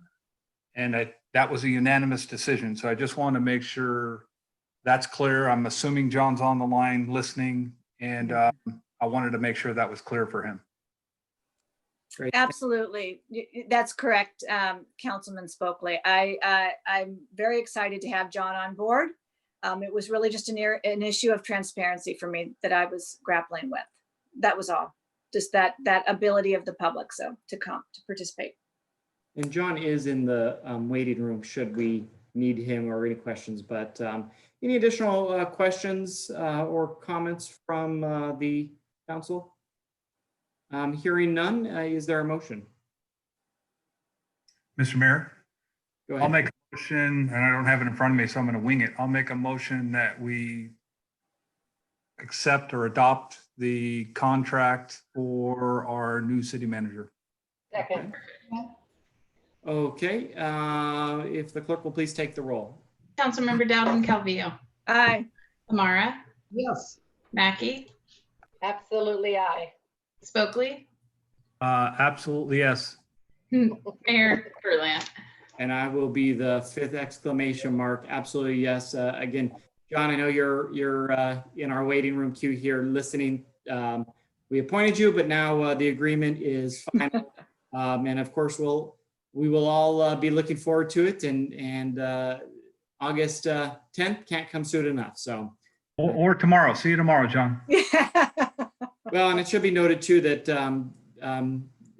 between Bob Richardson and John, they will be getting their discussions for a transition right away. And it's very likely we'll see John in our community before his start date, as we have all already hosted him individually to meet with him and to show him Auburn. And so I expect our staff and our city committee will likely see him, maybe even out of Meddlers. We'll have to, I didn't mention John, but most of us get up really early the next day after city council meetings to discuss in detail all the items, including your agreement, probably tomorrow.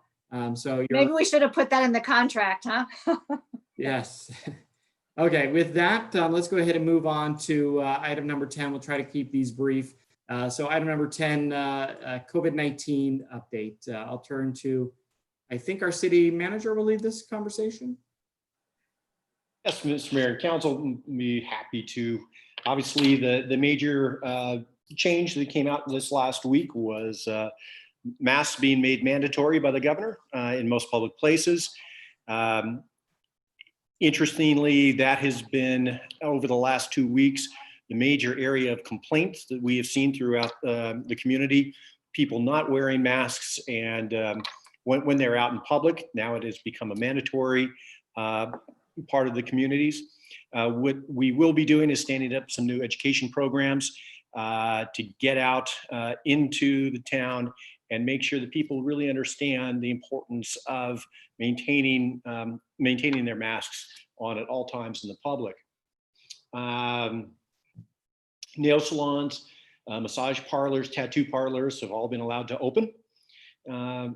Also, we will be beginning our business PPE distribution program starting this Wednesday. Right out of the Rose Room, any businesses that have signed up for quantity distribution of masks and or hand sanitizer, they have already been alerted that their orders are going to be ready. If additional businesses would like to participate this week, they can sign up on the chamber website and jump right in, and we'll be happy to get those materials distributed to them. Our outdoor dining, our outdoor seating, and ambient music programs all seem to be going along very, very nicely, helping to draw people into the Old Town and downtown areas. And most businesses are seeing a nice comeback, and it's very nice to see. Along those lines, we are getting dramatically fewer requests for assistance from the business community. I think they have all found the kinds of resources they need through their participation with city and county programs over the past several weeks, and as well as being back open and being able to accommodate their customers. With that, I'm happy to answer any other questions, but I think those are the highlights of the week's activities. Thank you. Any questions for the city manager? Not seeing any. One thing I just want to report on this, we will not be hosting the weekly economic recovery workshop this Friday. We'll move to and every other week. So I'll be sending out an email to our business community, but just want to let the council know that as we kind of get into the groove of things and not as late breaking news, if we need to change that up, we can, but starting this week, we'll go to an every other week. So no meeting this Friday. Moving on to city council reports, because it is late and we have to go to closed session. I'll ask if there's any critical from city council members, and I'll start with Councilwoman Dowden Calvillo. I have nothing critical at this time. Great. Councilwoman Mackey. I'll just quickly say that Pioneer Energy did hire Don Eckert from oh, I can't remember the name of the company, something clean energy in the Bay Area as their new executive director. Great. I'll That's give you more nice. information next time. Yeah, okay, we look forward to that. Councilmember Swopely. Just real briefly, SACOG had their board meeting last Thursday. We passed the draft regional early action planning framework for some additional grant funds. It's the second half of what we approved earlier today on the LEAP funding. This REAP funding is about $5 million in funds, which it's split up into 3 different categories. Auburn has an opportunity here to get with a non-competitive grant $40,000 and a competitive grant more. And it's all related to economic development, economic revitalization in our downtown corridors. So once the dates get published, I will be looking forward to working with our current or new city manager, as well as our planning staff, to make sure that we're in line for those grant funds. Thank you. Councilwoman Amara. I have nothing urgent at this time. Thank you. Great, thank you. And I do not have anything urgent as well. So I'm going to go ahead and ask the council, do we need a motion to return back to closed session, or can we just move, Gary? Motion. Yes, motion, correct. Okay, if I can get a motion to return to closed I'll move that we recess to closed session. I'll second. session. Okay, if the clerk will take the roll, please. Councilmember Dowden Calvillo, Aye. Amara, Yes. Mackey, Aye. Oakley, Aye. Mayor Berlant. And I'm an aye. Okay, we'll return to closed session. Thank you, everybody, and have a good night.